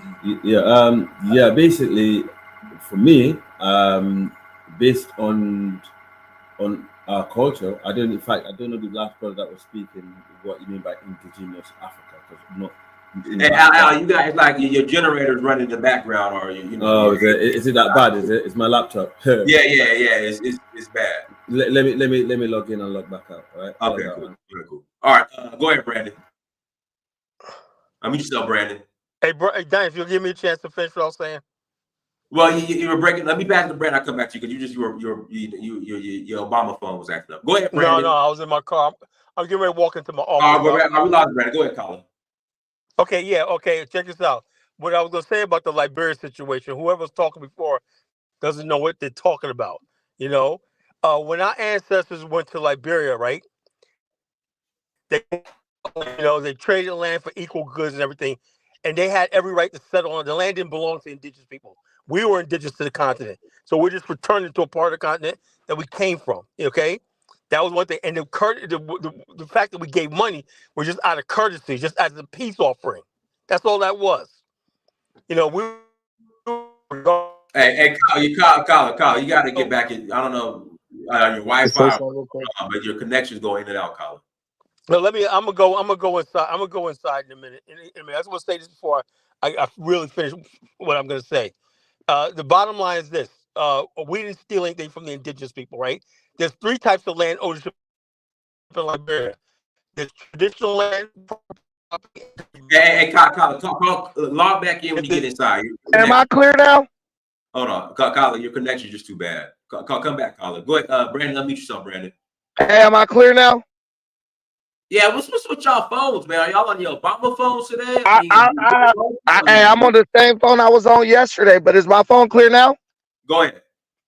All right, yeah. So the whole thing is, man, these people are just straight up grifters. They lie, and their only win, the way they win is by just overwhelming you with their sheer ability to talk continuously without taking a breath, right? They're not living in these economies that they say are the best. They're not going to ever ascribe to any socialist principle or way of living. These guys aren't going to give you 50% off, $50 off of their income every month or week or whatever. They're just talking just to be contrarians. And then they throw out this thing like mixed economy, like this guy Shabaka. We already know what this dude's all about. If you're ever on any type of like a Twitter or anything like that. These guys, he brings up Botswana. What people don't understand about a socialist economy and a capitalist economy and a mixed economy is, in a capitalist economy that has aspects of social economics, these things are all agreed upon by the people through representative government. In a socialist society, there is no representative government. The government assumes control of things, and they claim that the people desire all these things. And usually the people are totally disenfranchised in every system, in every example of socialism trying to be implemented. When Chairman Mao was running China, do you think those people wanted to be starving? Do you think they all agreed on that? Hey, we want the government to collectively starve us so that we can have a strong socialist country. Do you think those people agreed to melting down their family members to use them as fertilizer for their fields? No. Do you think those people agreed to not be able to even date or have children because they didn't want to hurt the output as far as labor on the work camps? It wasn't until communist China implemented or allowed certain farmers to implement the aspects of capitalism that China began to make progress out of their dark ages, where they saw 20 million people die in a famine. For anyone to preach this type of thing as if it's some type of better option in capitalism tells you that that person is either dishonest, a con artist, or just ignorant when it comes to history. In America, the best economy on earth, in the history of the earth, you have capitalism. People are ruled by the Constitution and representative government, right? People agree to implement social welfare programs, and they could agree to dismantle those programs whenever they want to. When these guys can show you an example of absolute socialism that did not descend into chaos, starvation, and ultimately basically breakdown, societal breakdown, that's when you might want to start listening to them. And don't let them use the excuse, oh, it's because the United States interfered with them. Because if your system is superior, it will be able to withstand attacks from outside forces, just like the United States of America can withstand attacks from outside forces. Capitalism has propelled the most people out of abject poverty than any other economic system. We are more capitalist leaning than Scandinavian states or even Eastern European or Western European states. And there's a reason why year after year, Dinus, continuously we outperform these countries economically. But I just don't like, because I was just listening, I just don't like when this guy gets to just ramble and ramble and ramble, but the guy never shows any proof of concept. He misrepresents Botswana's government. There's a difference between custodial government ownership of something, meaning the government retains ownership of something until their economy is strong enough to where private citizens are able to purchase these things. Like we just had in 2008, Dinus, the American government bought all of the car companies, right? That was custodial acquisition of private enterprise by the government. What happened once those companies got themselves situated and showed that they were able to produce a product that they could give to the consumer without the consumer getting built? The government then handed back ownership of those companies to private interests, right? This situation is more complicated than they want to admit, but they try to reduce it all down to socialism is better than capitalism. And my question and my answer to them is, what socialist country on earth could survive without being directly attached to a capitalist country? Not China, not Venezuela, not none of them. And I yield the mic. Can I say something? Well, no, let me pass. Wait, I just want to ask him a question. Thank you. I just want to ask him a question. Let me pass the thank you, Hero panel. I want to ask. I just want to ask Pan African a question. Ask the question. Thank you, Hero and panel. Unmute yourself. Oh. Okay, he's gone. All right, born into like. Go ahead. Does the United States have socialist laws? The United States does not have socialist laws. Okay. What is a socialist law? Healthcare. Laws regarding healthcare, education, and retirement are socialist laws. The United States adopted the Obamacare, which is the closest thing to a socialist law. But the thing that prevents that from being a socialist law is the fact that the healthcare companies are owned by private interests, not government interests. But nice try. For those making under the medium income, healthcare is free for them. Yes, that is because people through representative democracy have agreed to create a social safety net. The government didn't regulate that. The government allowed the people to decide if that's what they wanted to do through representative democracy, specifically through the election of FDR, who pushed for social welfare programs that we agreed to. We fund through our taxpayer dollars willingly and can dismantle at any time which we see fit. But nice try. I want to say something real quick. Can I come You now? can have a few Dinus, let me ask you a question, Dinus. If everybody in this country decided we wanted to end welfare today, and there was a political candidate who came with a platform, we're going to end welfare, or we're going to significantly reduce that, could they do it, or would the government say you can't do that?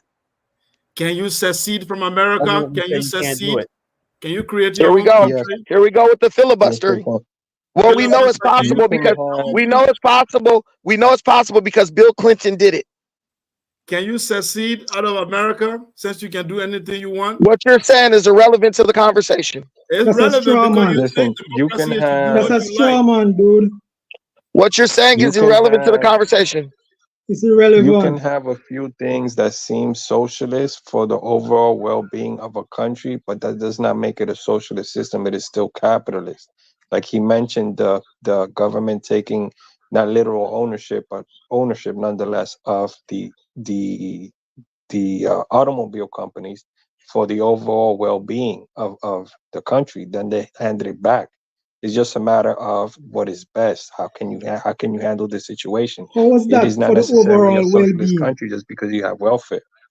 How was And bailing out? socialism is where the government owns the means of production. The government doesn't own the means of production of anything in America. The means of production are privately owned by citizens. If the government does come in as a custodian, the citizen, the private owner, has to actually agree to that first. The automakers in 2008 had to agree to allow the government to basically bail them out or buy the companies from them while they were in the regulatory process, right? They didn't have to. Ford, you know, the car Ford, they decided that instead of letting the government take custodial ownership of their company, they would just sell a division of their company called Jaguar to an Indian group, and they would use that money to do the improvements necessary while not being under custodial government ownership. Like I said, everything you hear these pseudo intellectuals say is always revisionist, and it is dumbed down to the not even the simplest. They're trying to simplify so much that it becomes inaccurate and unreliable. Your country, if that works so well, why don't you tell your country to adopt that stuff? Shabaka's living in the UK. The UK has just voted in strict conservatives because they're tired of that socialism shit. Why would you tell us to do what you've already failed at doing in real time in our lifetime? It's just bull crap. It's double speak. So UK was socialist? I will respond properly when I've got an opportunity to. But is it okay if I can speak? Yeah. So, Can I go next? so I got a question.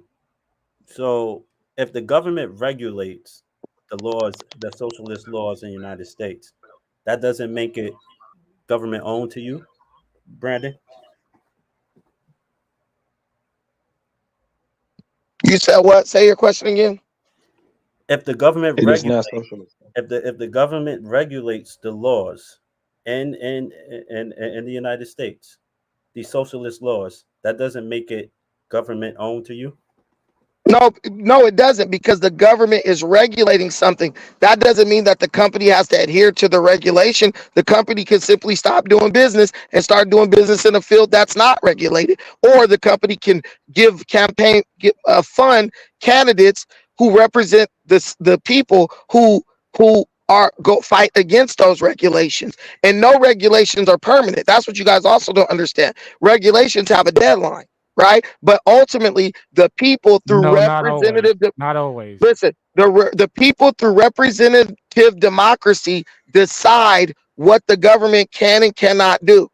And we can rescind those regulations at any time. In socialist governments, you have no mechanism for representation. The government just assumes that you agree with whatever they're doing.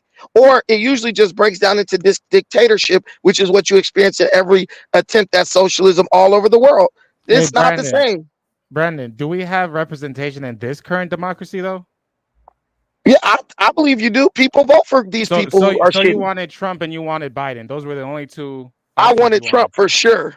Oh, really? So there's almost 300,000 Americans, but you only want those two.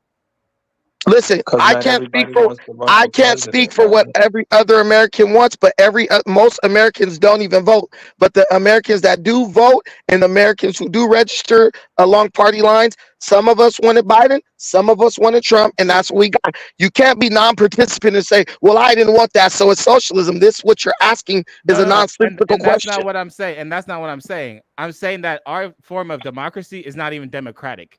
We do not even. We don't live in a democracy.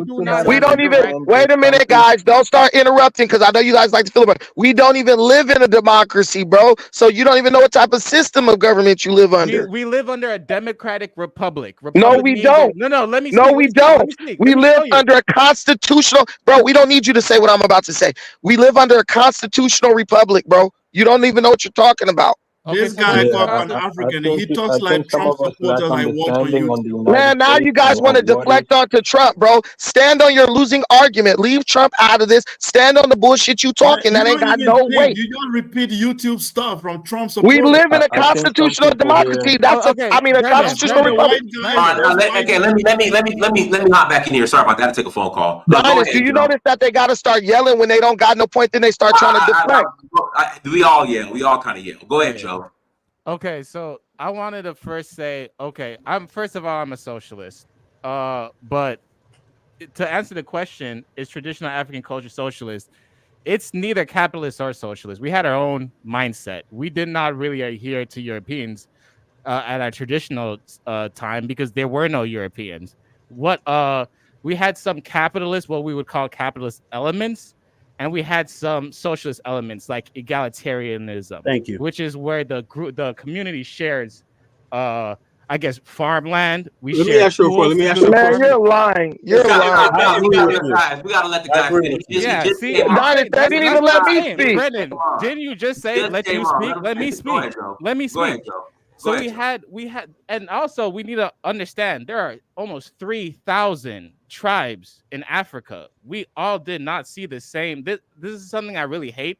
This whole African mindset. We are diverse. We are not a monolith. So how do you govern that many people? You So know, now that we have an identity, we have to govern ourselves around that If identity. you are diverse, how did you have socialism? There were some tribes that you would consider Man, you socialism. just make up one lie after another one. Have you heard? He's not making it up. I'm He's not. speaking I'm So was the Messiah socialist? I'm trying to hear the Pan guy. African, you talk over people and then you hate the same. Okay, go ahead, Joe. Go ahead, They don't Joe. like it when the shoe's on the other foot. Go ahead, So there's a term called Ubuntu. So if you go down to South Africa, the Southern Africans, the Xhosa and the Zulus, they had a concept called Ubuntu, which is, to simplify it, is I am because we are. That's really socialist right there. It's in the name. Socialize, communism, community. That's tribalism. You hear the etymology, right? So and then you would go to some parts like in North Africa or like the Yoruba tribes. They became a little bit more capitalist. They were more centered around the king and the king who owned The means of Igbos are the production. capitalists of Nigeria. No, the Igbos are. I'm Igbo actually, and we were more like. You don't even know your own history. No, I do. So who's the capitalist of Nigeria then? Hey, yo, Brandon, let the man finish. The capitalist of Nigeria. What are you talking about? It doesn't even make sense. It doesn't, because it's like, are you talking about Dangote, who's the richest black man in the world? Yeah, he is. I'm talking about your president, who's an accountant and a capitalist, who runs your country. What you say doesn't mean anything. If I look at your government, it's a capitalist government. Who is the Igbo government? We were very Man, egalitarian. now you want to try to move the goalpost. Just talking, bro. Relax. We had chiefdoms, and the chiefdoms were not really that hard pressed. They didn't really like emphasis on the word had. We're talking about today. I'm gonna remove you, bro. Let the man finish. So go ahead. Go ahead, Joe. like Brandon wants to bring up, yeah, the Igbo people were more egalitarian. I'm Western Igbo, so we kind of adhered to that kingship. So we had kings, but the other Eastern Igbos, they were more egalitarian. They were more what you would consider socialist, but they weren't socialist because we're talking about a system that we know over hindsight. Due to us knowing it now with today's technology, yeah, you can look back and say, okay, yeah, the Igbos were what you would consider socialist, but they weren't. That's not the word they would use. We're more community based, while the Yorubas on the other side, they were more capitalist. That's why they were more around kingship. Kings are what you would look at. They do have capitalist elements to them. They control everything. Capitalism is what Brendan was correct when they said socialism is when the government controls the means of production. They kind of do, but real socialists, what people who are socialists like me, what we want is the people, the community controls the means of production, meaning you do not have to go to a boss to operate a machine. You do not have to go to another person who owns that machine. That machine should just be part of the community. Like if I want to go over to that doesn't work. making, You know that doesn't work, right? I disagree. Is this dude 12 years old? Hey, Joe, you got another minute, Joe. Okay, I'll wrap it up. So yeah, you can say that doesn't work, But that's why there are other forms of communism now. There are revision communism, democratic socialism. I mean, or revisionist socialism, where we are now saying, okay, so the socialism was written almost 100 years ago. Times have changed. We didn't see the internet. The first socialists didn't know about the internet. They didn't know about these things. So there are now revisionists saying, okay, so maybe it's not a good idea for the society to own the means of production. Maybe we should have more unions or work programs that come together. And let's just say, hey, yo, what do you want to be when you grow up? And then from that start, you are now training yourself to be whatever that is. And you become part of a union. You become part of a group of workers who then control that means of production. But yeah, sure. Can I ask a question, Dynasty? Let me pass the collar. Go ahead, collar. Wait, hold on. I was. Oh, come on. Joe, the job. Hold on. I forgot Kofi was here before you. Go ahead, Kofi. Yeah. Thanks. Big up. Yeah, I find it ironic, that you have black nationalists and Garveyites who would swear on the cross that they're not socialists, but they never miss an opportunity to come on programs and defend socialism and defend communist leaders like Nkrumah, Maurice Bishop, and Julius Nyerere. Yeah, and Muammar Gaddafi. Whoever. I agree with Brandon. A lot of dishonesty is going on here, and even I've heard black nationalists try to present Sheikh Anta Diop as not a Marxist when it's obvious that Sheikh Anta Diop was a Marxist, and the political program that he offered was a totalitarian Soviet-style Marxist program. And black nationalists, especially people like their name Sekou, we swear on the cross said Sheikh Anta Diop was not Marxist. But if you read his books, especially on politics, it becomes obvious. Somebody said something about somebody said something about Ayete, and immediately they went for the smear, they went for the mudslinging. They said he's associated with the Heritage Foundation. What the hell that have to do with truth and empirical evidence? Anybody who read Ayete will know that Ayete is not saying that past African systems were capitalist or socialist. They have elements of both. And even when Ayete is critiquing post-independent Africa, he's not saying that Botswana or countries like Botswana are examples of non-state development. Every country in the world, including countries in Africa, have state elements and free market elements. Capitalism is the private ownership of the means of production. Socialism is the state or communal ownership of the means of production. And every country, every continent have elements of both. The point that Ayete is making, and it seems to go over the head of those socialists who read him, the point he was making is that those countries that move closer to market, free enterprise, free contract, economic liberty, those countries in Africa have better outcomes than the countries that move closer to socialism, to the Soviet model, and so forth. And that is evident in if you read his books. Somebody made a point about Europe and about how Europe and the West are foisting free market policies on the third world, especially Africa, when they themselves never followed these policies when they were developing. That is a lie that socialists love to propagate. Again, the empirical evidence is there that all the developed countries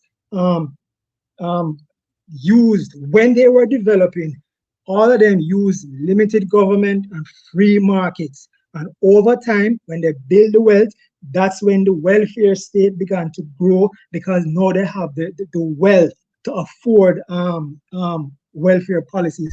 Government cannot get money unless it taxes the productive private sector. And if you don't have a productive private sector, you're not going to have an efficient, you're not going to have a welfare state, because there's nothing to tax, right? And somebody made a point about revisionist Marxism and democratic socialism being an improved version of socialism or socialism 2.0. That again is rubbish. Socialism under any name is going to be inefficient, is going to lead to inflation, it's going to lead to lower productivity. That's false. That's just false. Hold on. That's the truth. But it's okay. Hold on. You'll get a turn. Comrades. You'll get a turn. Again, empirical evidence is clear. Even when Europe and US stray from free market policies and go closer towards socialism, you get the same results. Runaway inflation, lower economic growth, lower productivity, and waste. Because when government grows at a faster rate than the private sector, it weighs down the productive sector, right? And that's why big government is always a problem. For those of us who appreciate Marcus Garvey, please don't listen to the socialists being socialist Garvey. I wouldn't call them pseudo Garveyites, because some of them are actually good-hearted and good-natured, but they're a little bit ignorant and misguided. If you want to know about how Marcus Garvey viewed capitalism and profit and enterprise and wealth, and how Garvey praised the US capitalist system, read a book called Message to the People by Tony Martin, and you will see that from that time, 1938, 1937, Marcus Garvey pointed to the importance of the free market capitalist system. And after that, especially after 1989, all his words came true, that socialism is a deadweight, wasteful system, and free market capitalism, as Marcus Garvey pointed us to, that is the system that is more productive and lead to wealth creation and lead to more economic freedom. We agree. I need to, Dinas, can I speak? It's Carla's talk. Go ahead, Carla. Yeah. I would say about Botswana. Remember something. The reason why Botswana can get away with state-owned like Debswana and stuff like that, because it's a homogeneous population. There's one tribe there for the most part, the Swana people. Okay, so if it's like one big extended family and a low population, so therefore it's easier for it to be like, okay, the people who are just like me are running Debswana. Yeah, they got better life and everything, but it's interesting company. You cannot do that in a country where you got people who can't even decide on who should rule, because when somebody gets in power, they put their tribesmen and take care of their own tribesmen and stuff like that. How are you going to trust that sort of system where people are fighting over political office and jobs and patronage, and the state is going to own means of protection? What do you think happens? Human nature is just human nature. You're going to, even though there's the state owned, well, you know that you're going to get paid more, or it's a guaranteed job. So let me get my cousins, nephews, my people from my village in that position. You know, if I got the absolute power, nobody could question me. That's exactly what happened when Africans try to implement socialism. With the private sector, at least, okay, you know that the people, it just is so common sense. Private sector means, okay, the best people, the private sector is going to hire the best people for the job, and that's it. That's not the case. That's not. Yes, the case. yes, it is. There's okay, let me ask you a question. Can I answer? There's something called nepotism. There's something called nepotism. That's when I'm the CEO and I just hire my son to be that's like a bunch of the freaking manager. nonsense. You obviously don't work in the professional world. You obviously don't. Do you? Yes, you see, I'm in the office. I own a business. I'm in I work office too. I'm IT. Yo, you know, you don't open an office. I know somebody said I work something IT. like that. I've worked IT. Yeah, but you were probably low level in a call center somewhere. No. I troubleshoot it. You've never been in a freaking position of authority and power.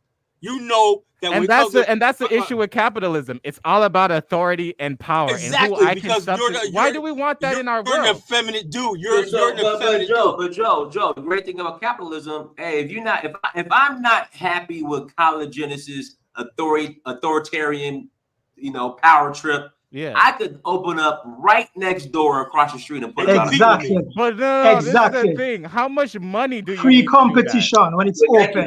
Listen, if I'm tired of collagenesis, the insurance dictator, and he has his insurance practice across the street, I'm tired of the guy. I could open up right across the street. And I got right next door. I got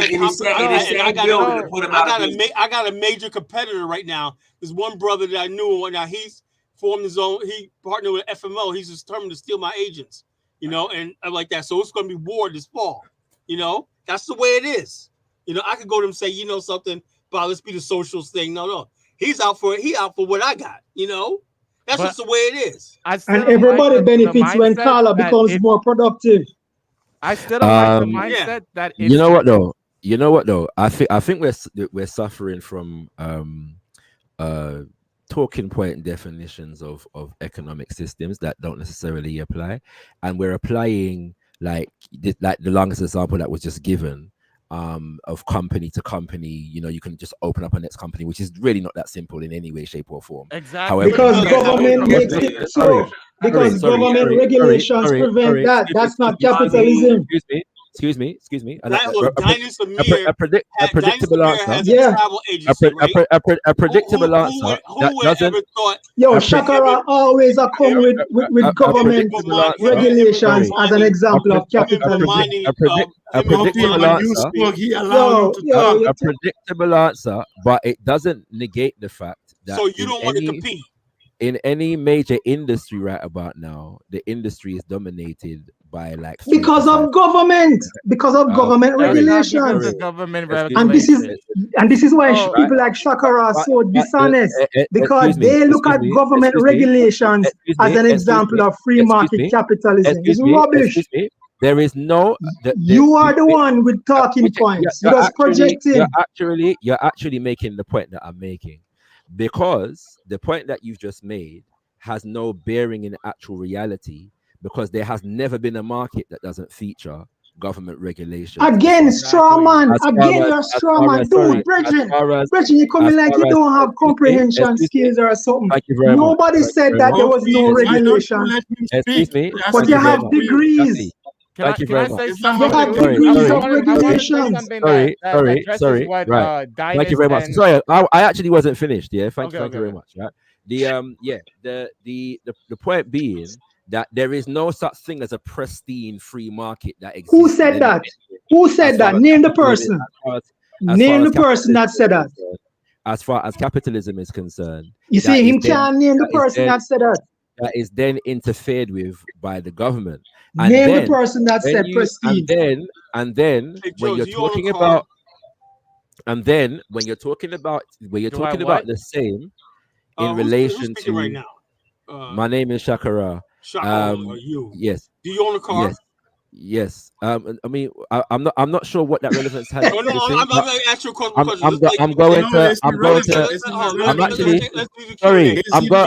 Excuse me. Hold up. Do you own a car? Who's speaking to me at the moment? Who's speaking to me? One straw man deserves another straw man argument. I'm going to answer the question. One straw man deserves another straw man argument. I'm going to. Carla, with all due respect, I'm going to complete my sentence. I will ask you a question afterwards. Thank you very much. Complete your propaganda. You're gonna answer this question. Go ahead. Yeah, I will. I've already said I will answer your question afterwards. I have no problem answering your question. All right. Yeah. So answer the question. Who was making the argument that you have a purist free market economy? Answer that.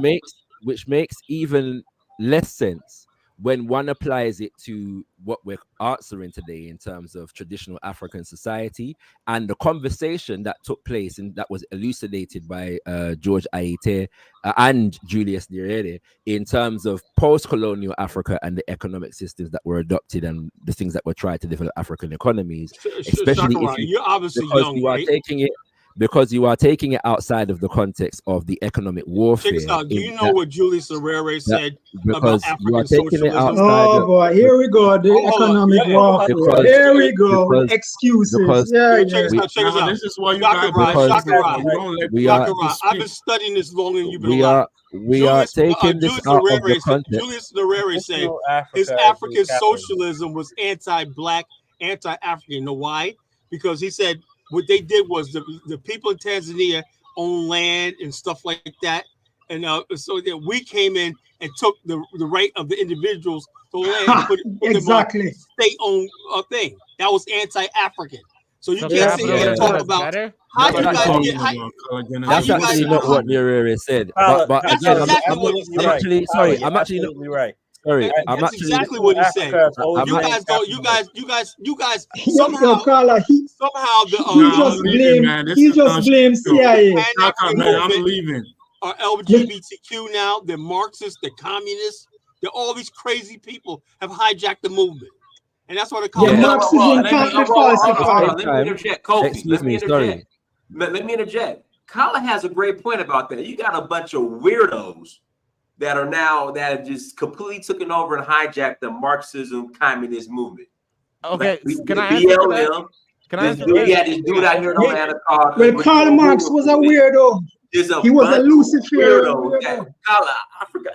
I'm glad you brought that up. What's Kala. that guy's name? What's that guy's name that was running around? That had the people house in the house. Plant. I was gonna bring him up. He's part of the Uhuru movement. Ghazi Kenzo, Ghazi something. Yeah. So all these crazy people came around and hijacked the movement. This is not. Just weirdos. You got a point. You got a good point, Colin. Okay, so if you read Karl Marx, he's a weirdo too. Yeah. By the way, hijack. What does this have to do with? By the way, me stating that that George Ayete was a student I've listened. I said 2 sentences a minute ago and I was interrupted. I haven't even been able to say much since then, so I'm not sure what the problem is there. And the people that have spoken before me spoke at length, so I'm not sure why that should be a problem. But yeah, just to point out the fact that when one references the George Ayete's affiliations as far as the Hoover Institution, the Heritage Foundation, the Atlas Network, and the Foreign Policy Research Institute, this is not a slander. These are statements of fact. No, you are trying to use it as a slander. That's what you are trying to do. Have you ever taken money from the British government for social programs? Have you ever worked for the British government for social programs? That demonstrate one's political allegiance. Have you ever taken money from the British government for social programs? I don't know why. I tend to try and treat people with respect. I don't know why. Because you're in a panel full of capitalists. Right? If you're gonna smear George Ayete with associations, excuse me, why aren't your associations relevant? Excuse me. Thank you very much. Answer the question. The point is that when it comes to, please get to the point, man. When it comes to, can you let him? Yeah, he's not gonna answer the question. Yeah. So the point that I was making is that if one wants to associate Sheikh Anta Diop, for example, with Karl Marx, and that is relevant, I don't know why it's irrelevant that the institution that the man worked for and wrote on behalf of is irrelevant to a conversation such as this. No. You try to use that as a smear. I'm not using it as a smear. You're entitled to. Well, I don't know what relevance a supposed association between Marx and Diop would be other than a smear, but that's because Marx's ideas have led to impoverishment.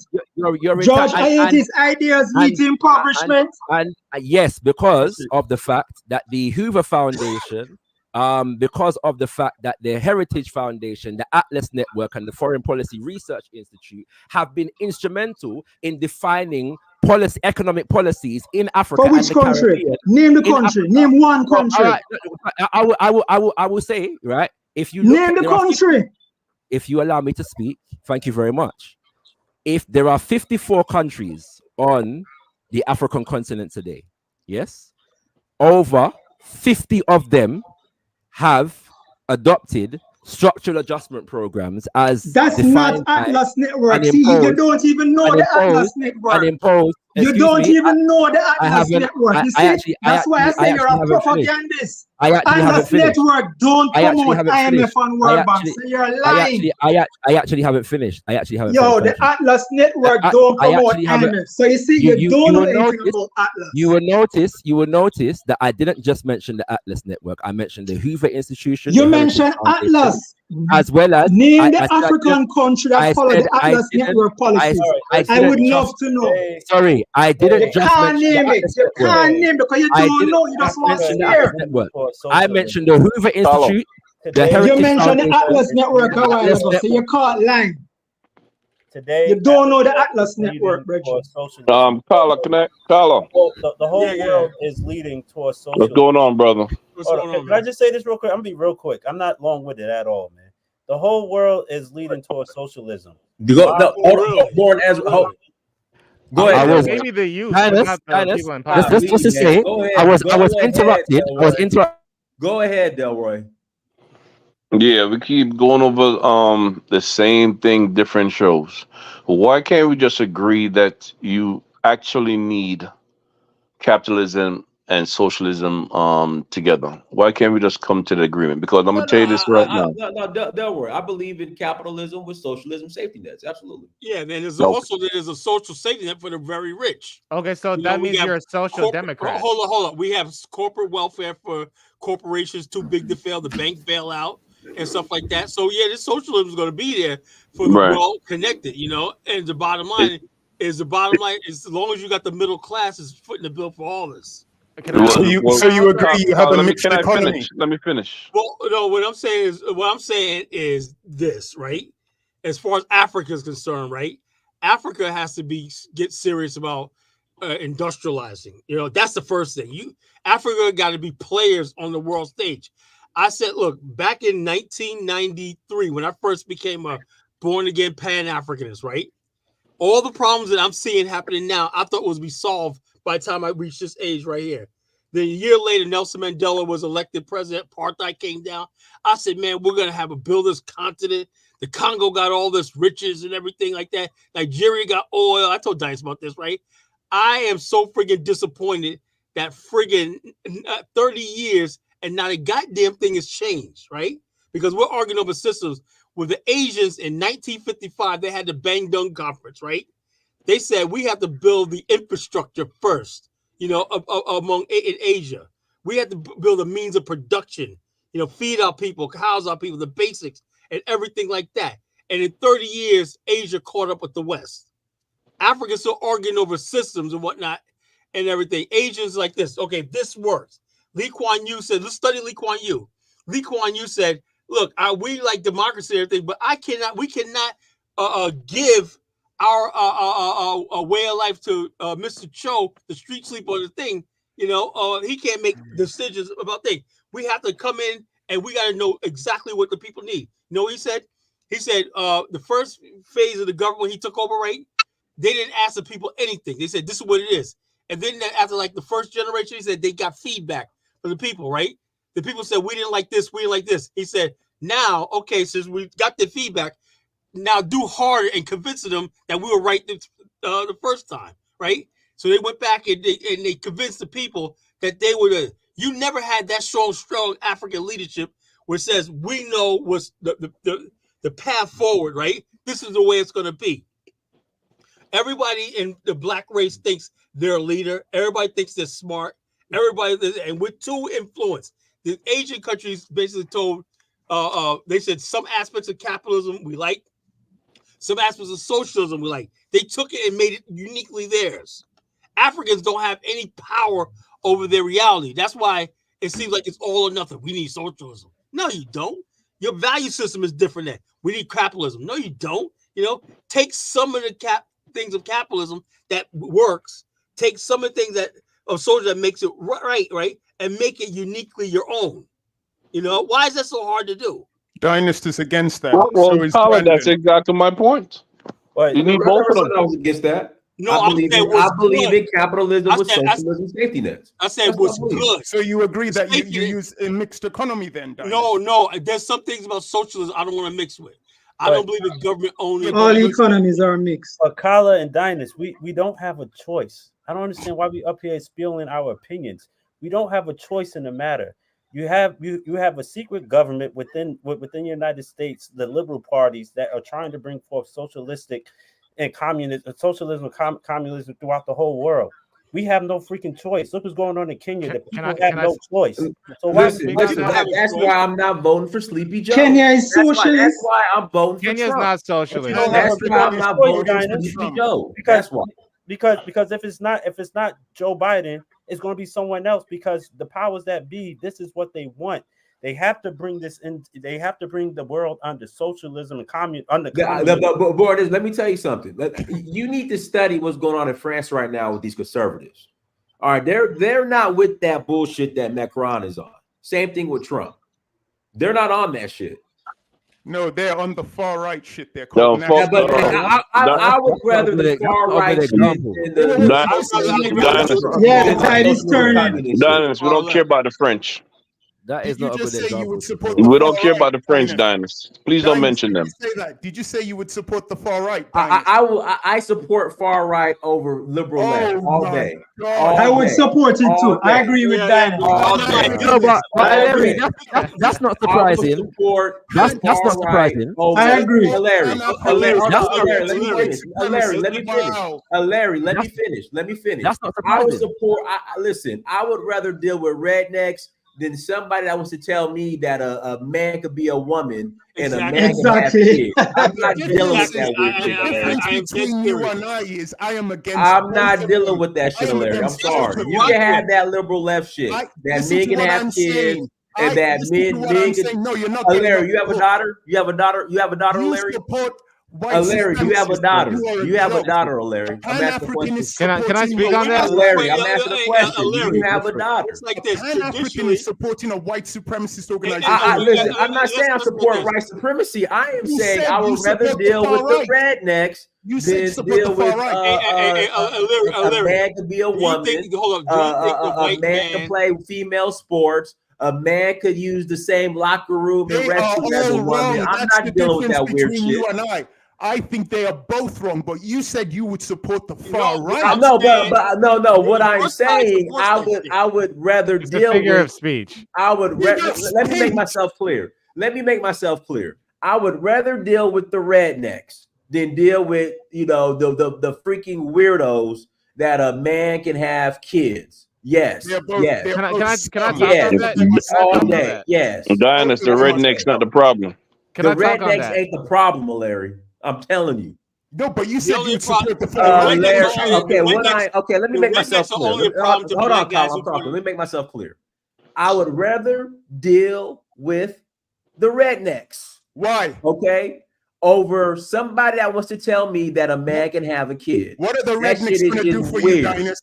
What are the That rednecks is just weird.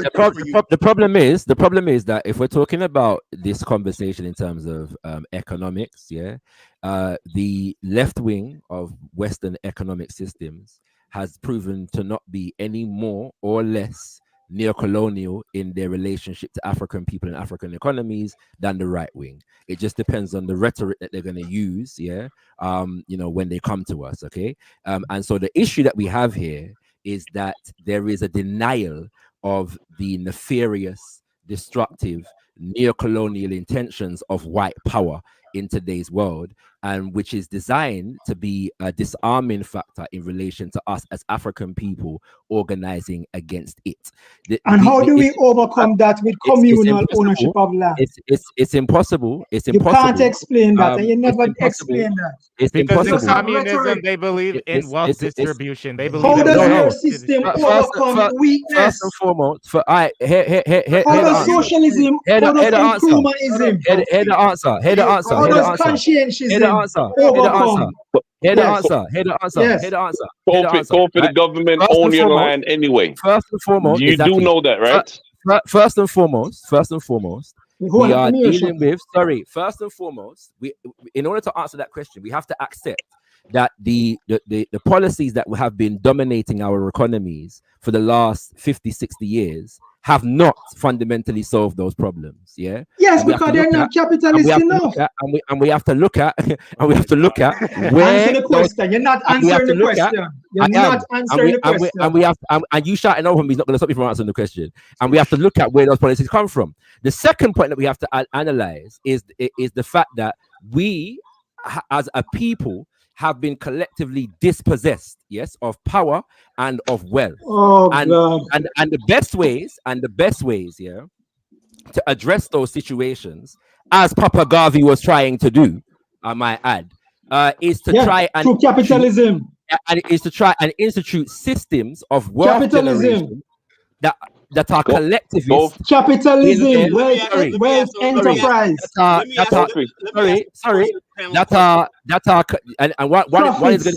What is going to accuse profits are important. Capitalism. You have privilege on this panel or something. One is going to accuse me of not answering the question. Because he's misrepresenting Garvey. That's his business. Let him talk and then you respond. He's misrepresenting Garvey. I don't give a damn that you finish. One is going to accuse me of not answering the question whilst not allowing me to answer the question. About heart attack. Yeah, you know what I'm saying? Stop misrepresenting Gavin. Now you want to play the victim because my voice is louder than yours. I will say this. Calm down.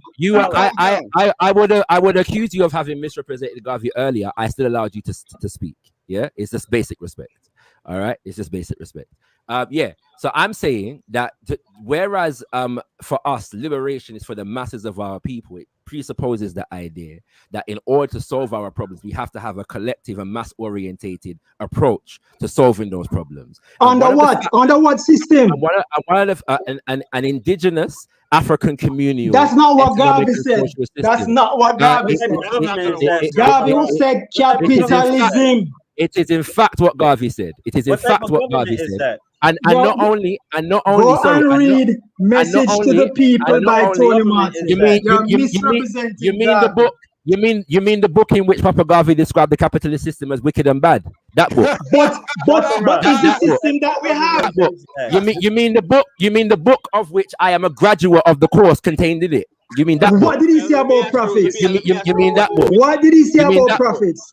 Profit is not exclusive to capitalism. Okay. Let me ask you a question. Okay. Did Marcus Garvey support the American presidency? Did Marcus Garvey support the U.S. government? No, I know, but let me be clear. Let me step back. Hold on. As far as the comment I made on that, Martin Delaney, Pan-African, was a Democrat and a Republican. Booker T. Washington supported the Republican Party. So you have a number of Pan-Africans who were involved in American You mentioned politics. Marcus Garvey. I'm also mentioned Martin Delaney, who was a Pan-African before Marcus Garvey. Martin Delaney believed in a nation within a nation, and Martin Delaney Martin Delaney also believed in mass migration of Africans from the United States of America.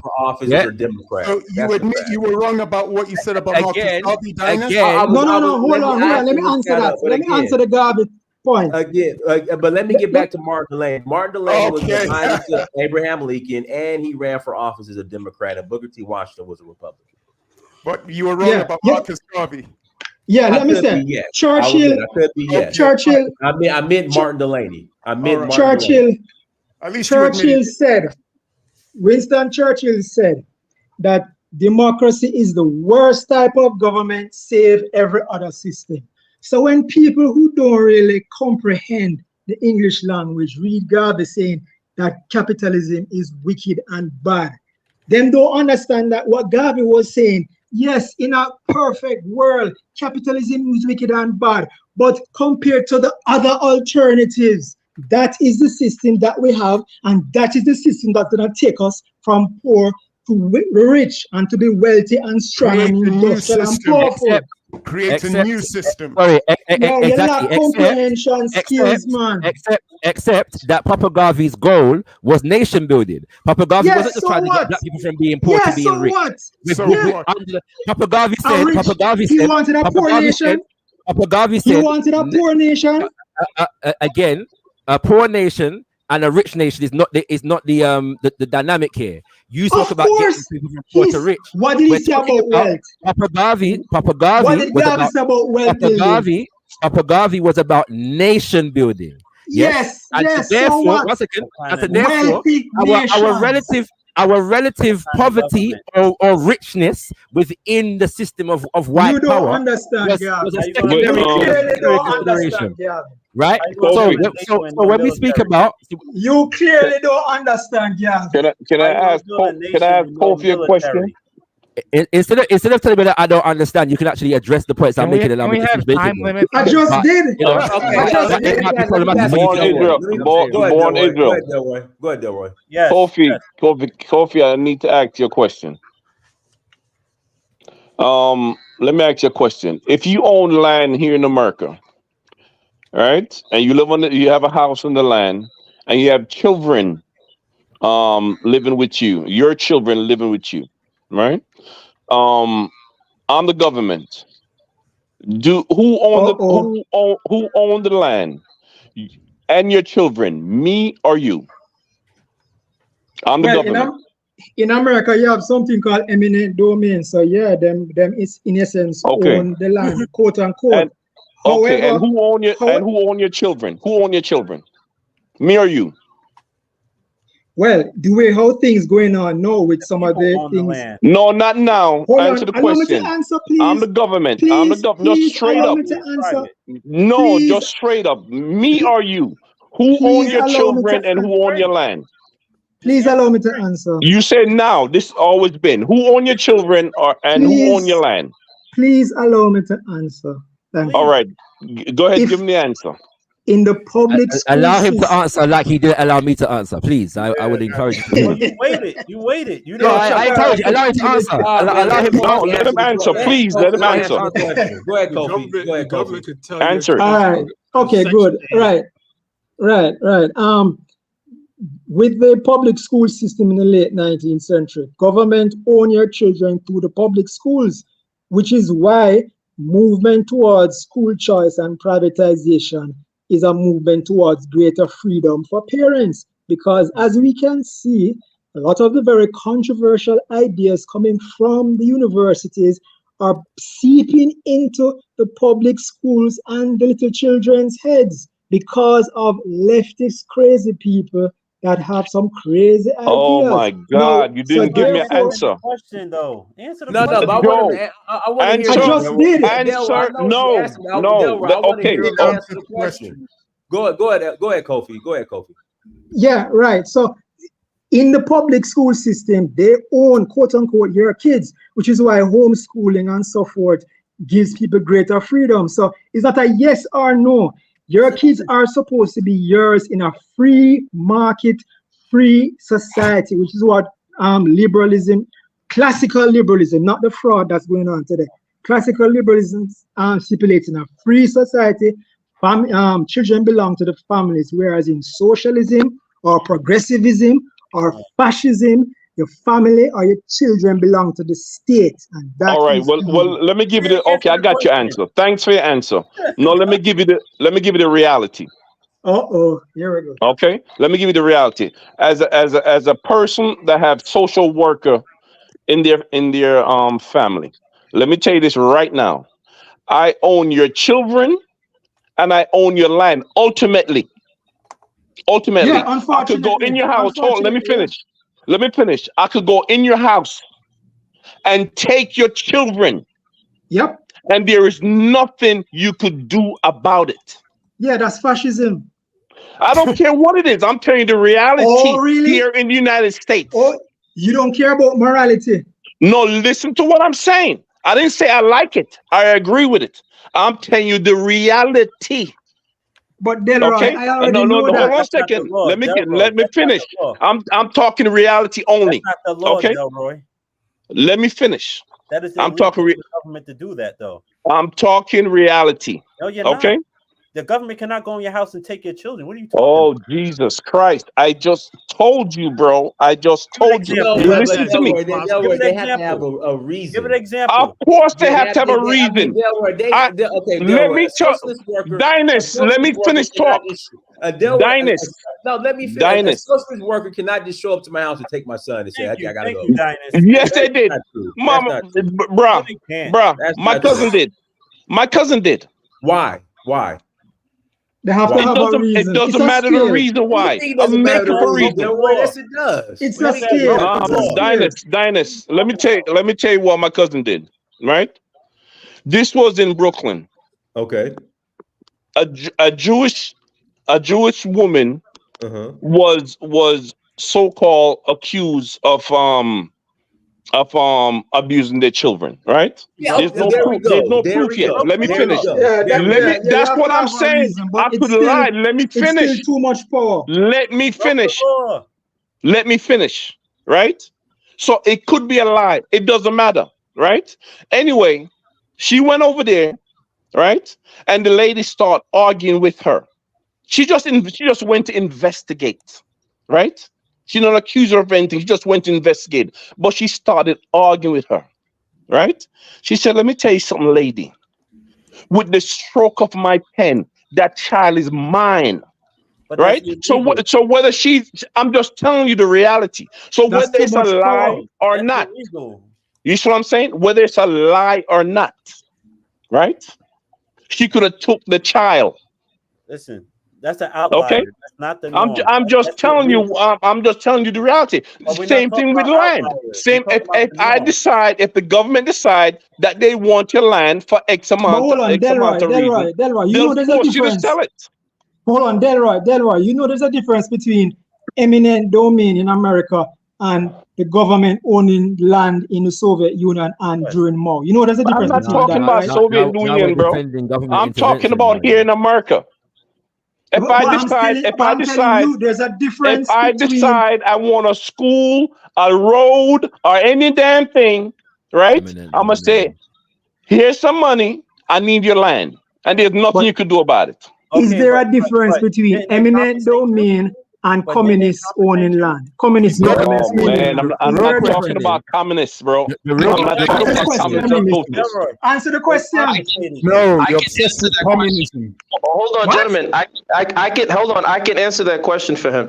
You see, me and Kofi have actually gone back and forth on emails, and I kind of stopped because I know Kofi doesn't want to really have a serious engagement. But look, Kofi, the truth of the matter is it's very simple, Kofi. You have to really study the history of the Western state and what you call political economy. So, for example, there's something you're forgetting called the Enclosure Acts, and these were a series of acts that happened in the 1300s all the way up to the 1800s, which allowed for the state to seize land which was held in common, and that was the birth of what we call the modern political economy today. So when you're saying that there's communism, there was no communism in England at the time when they initiated the Enclosure Acts. The Enclosure Acts allows them to now take over land and force people to have to work in factories. And that's where you get the word villain, vagabond, and that's where people who travel have to have passports. So the All right, topic, if you read, hold if you on, Kofi, actually, let me finish and you can respond. Thank you. So Okay, now good. here's the thing. So here's the thing. When we have these conversations, the topic is were African societies historically socialist or capitalist? These are silly questions because the political economy, Absolutely. the hold entrepreneur. on. Hold on. The entrepreneur as an agent of existence did not exist in pre-colonial African settings. And the proof is this. Absolutely. Every West African or East African, or whether you're talking from Egypt to Benin to Songhai, Ouagadougou to Old Zimbabwe to Sliwa, all of these were all created by what today's words, I'm not saying that that's the case, but by today's language, what we would call command central economies. So anyone who is saying that they were free market economies doesn't know what they're talking about. And that's why we have to sidestep these dichotomies or these binaries of existence. They don't exist from the African perspective. All right, So the let best me answer you. Hey, gas them up. That, you know, the point that you just made. Hold is on, the hold point that on, I made when I Shakara. Let me first just started. answer him quickly. Yeah, it's the point that I made when I first Hold started. on, let me just answer him now. Let me answer him now. You know, First of all, guess him up. You are welcome to debate me. What was the slave trade? Hold on. When it comes to the slave trade, they Hold were on, capitalist hold on. Europeans, bro. They were Hold on. capitalist Africans Europeans. participated. Guess him up. Yeah, Guess him but there up. were kingdoms that were also capitalist. So- Why? Hold they on were now, selling hold on. slaves for what? Profit, right? Does So that what sound like a Gassimov socialist says, thing or a there was no capitalist such thing as free markets. Yeah, that's Africa- just not oh, true, Gaff. and Yeah, Africa- he don't know yeah, what that's- he's talking about. That's a bunch of nonsense. That's That's actually not what he said. on your That's actually not history, what he bro. said. That's Okay. exactly Thank what you, Shaka, for saying that. I didn't say that, but Kofi, I would like to hear your response because I didn't say there was no such. Kofi. Yeah. First of all, I would love for you to go back and forth with me. You stopped it, but I was looking for another reply. But I really don't have a. I really don't have a problem. I really. I stopped because I didn't want to go and Hold on. I love debates, right? That's why I'm on here. So feel free to reply whenever you want. Don't take offense, right? That's one. Number two, if you read the sources that I provided, you will see that the enclosure movement did not have an effect on the Burgoynian liberal economic productive model. The areas where the enclosures took place were the backward areas. So again, read the sources that are provided, and then you can have an intelligent conversation.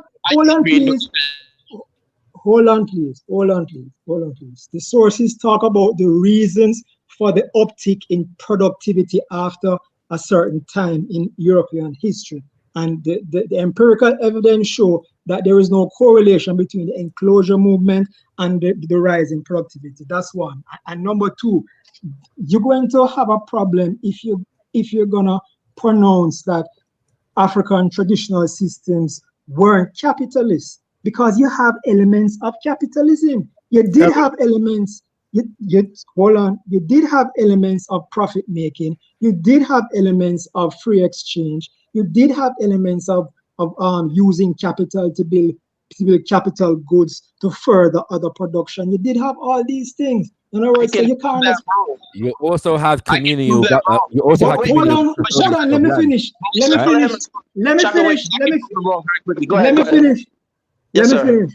finish.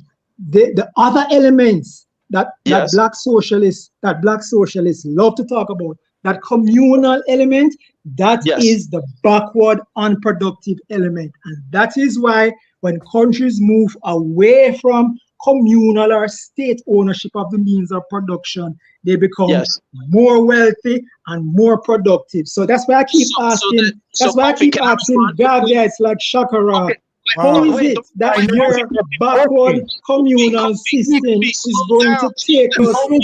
What's going on? This, man, we're having a great dialogue. Let's keep it between me and you very quickly, because I know other people are going to want to chime in. But listen, I can quickly respond to the two things you said. First, you just said backward. Again, it doesn't add up when you say backward, because these are the same societies that produced the greatest wealth Africa has ever seen through intra-Africa local trade. So Mali, Shanghai, Mali had big cities. Wait, hold on. Let me finish. Can you not do this? Hold on. Why are you gotta do this, brother? Chill out. Now, 50s is capitalism. Can I respond? Can I? Well, let me respond to Kofi, and you can critique me. You guys we don't got to fight. So once again, my contention is, when you look at when you say they were backward, these same backward civilizations created the strongest form of wealth that Africa has ever seen. That's one. Two, when Kofi says, hold on, Kofi. Let me get to my second point. When you say that there were so-called capitalist elements, here's the part, and this is why I say we don't really study African history. The cowrie shell, right, which is the unit of currency in West Africa that was used for trade.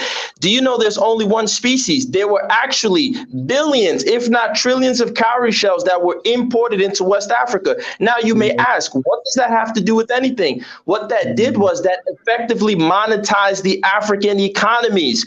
Prior to that, you didn't have a medium of exchange that was agreed upon collectively for you to have a capitalist mercantilist system. So when you guys say this, you have to take a look at the anthropology. Here's where you're wrong. You're absolutely wrong. You're absolutely wrong. And first of all, as when you talk about West Africa, what you're doing is conflating the two different regions. There was tropical West Africa, and there was Sahel that was connected with the Arab. Can you address the cowrie shells? Oh yeah, well, I talked about the cowrie shells. There was also cola nuts. You know? No, the cowrie shells.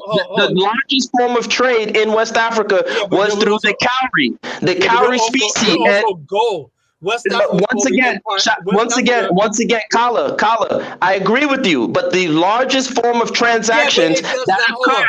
But Kala, you cannot dismiss this. See what you're doing? Kala, what you're doing? But you're dismissing. What you're trying to say is, because it was used a lot, that's what created wealth. No, it was gold. I didn't say that. I said, well, he stated well, that. That's not necessarily true, because they also bartered a lot. So they would trade gold for salt. Once again, was a form of currency. Once again, Dynast, this is why it's hard to have a conversation, because you guys really got to do a deep dive in not just to the history, but the archaeology and the anthropology. The number one form of currency exchange throughout West Africa was not coconuts, it was not gold, it was not salt, it was actually wealth.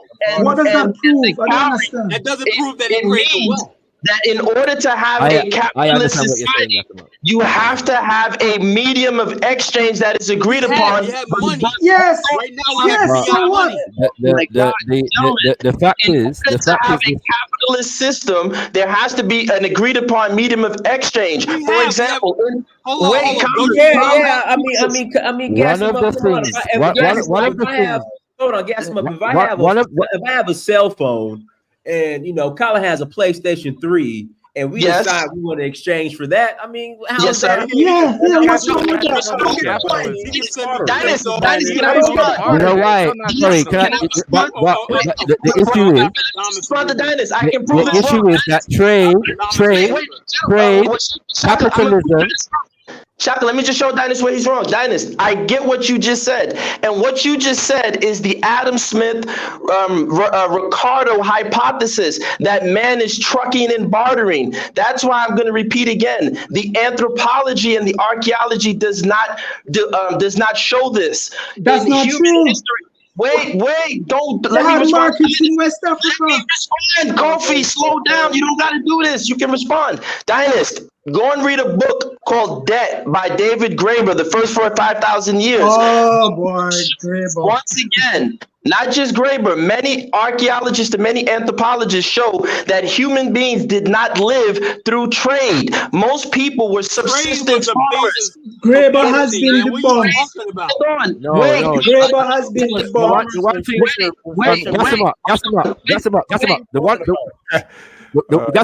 the one thing I disagree with what you just said is my understanding of the argument is that barter was not a widespread and foundational aspect of any economy, but because trade it's inefficient. was. Yeah. And these things. I don't know if but I would agree. Hold on. That's why it was abandoned.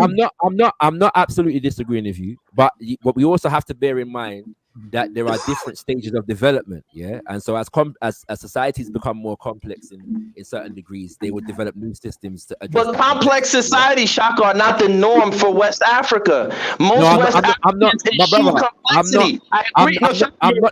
I'm not disagreeing with you. I'm not disagreeing with you. Yeah, I know. I was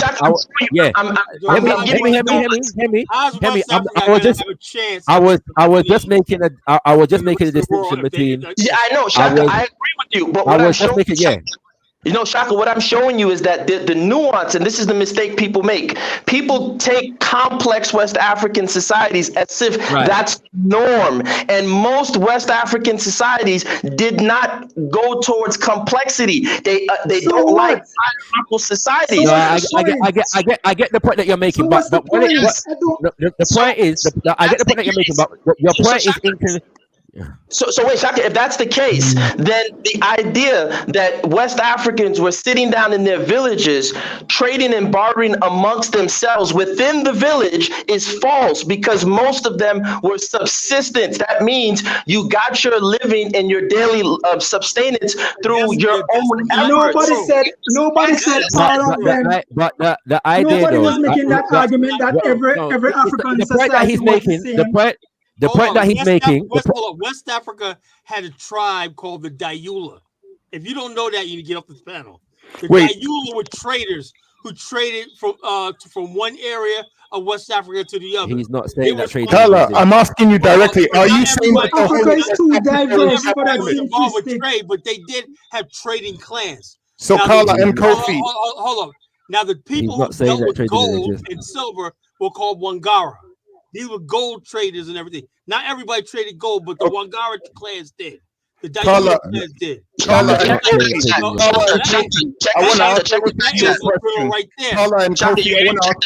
a question. According to you, Carla and Kofi, do you believe that the whole of West Africa was capitalist traditionally? Nobody said that. Who said that? Capitalism is It actually was said. Why you can't lie, so? Why am I telling you? By the way, are you smoking something? Who said so? No. From the beginning of the conversation, the tone was set that the indigenous African systems were capitalistic. No, who said that? Who said that? Was it Dynast and Brandon? No. I'm not suggesting that Kofi or Carla said this. I'm saying that's been. No, I don't think anybody said Dynast and Brandon. Via the equation, so people do things like they make trade exclusive and unique to capitalism. They make markets exclusive and unique to capitalism. Let me ask They you a do question. things that make Everybody that make currency Name one exclusive and unique person to that do that. capitalism. Right. Name So one what happens is, scholar. so what happens is, so when it is said that indigenous African systems had markets, therefore, yes, like you know what I'm saying, it suggests that basically. Have you ever seen Jenny on the Niger River? Have I ever seen Jenny on the Niger? I've been there twice. I've been there twice. You got traders from all over the world used to go there. But Kala, I can easily But prove again, you. trade is not synonymous or exclusive to capitalism. No, but define capitalism. So yeah, Shaka, define capitalism. No, listen, gentlemen, I can prove Colin wrong very easily. What you guys are making the mistake of, and once again, is you're conflating the trade that occurs between the African elite and the Africans in their villages. The Africans in the villages most often got about this. the Africans in the villages. So Let me finish, Colin. If I'm Colin, I'm trying to respond to you. You don't got to fight. But you got to. Colin, can you hear me out first? You have this thing. You want everybody to look at Colin, a village. I know. Right? I know. Colin, can you guys, listen, we got to close out. Hey, everyone, thanks for if you are discussing indigenous African systems, the village would be important.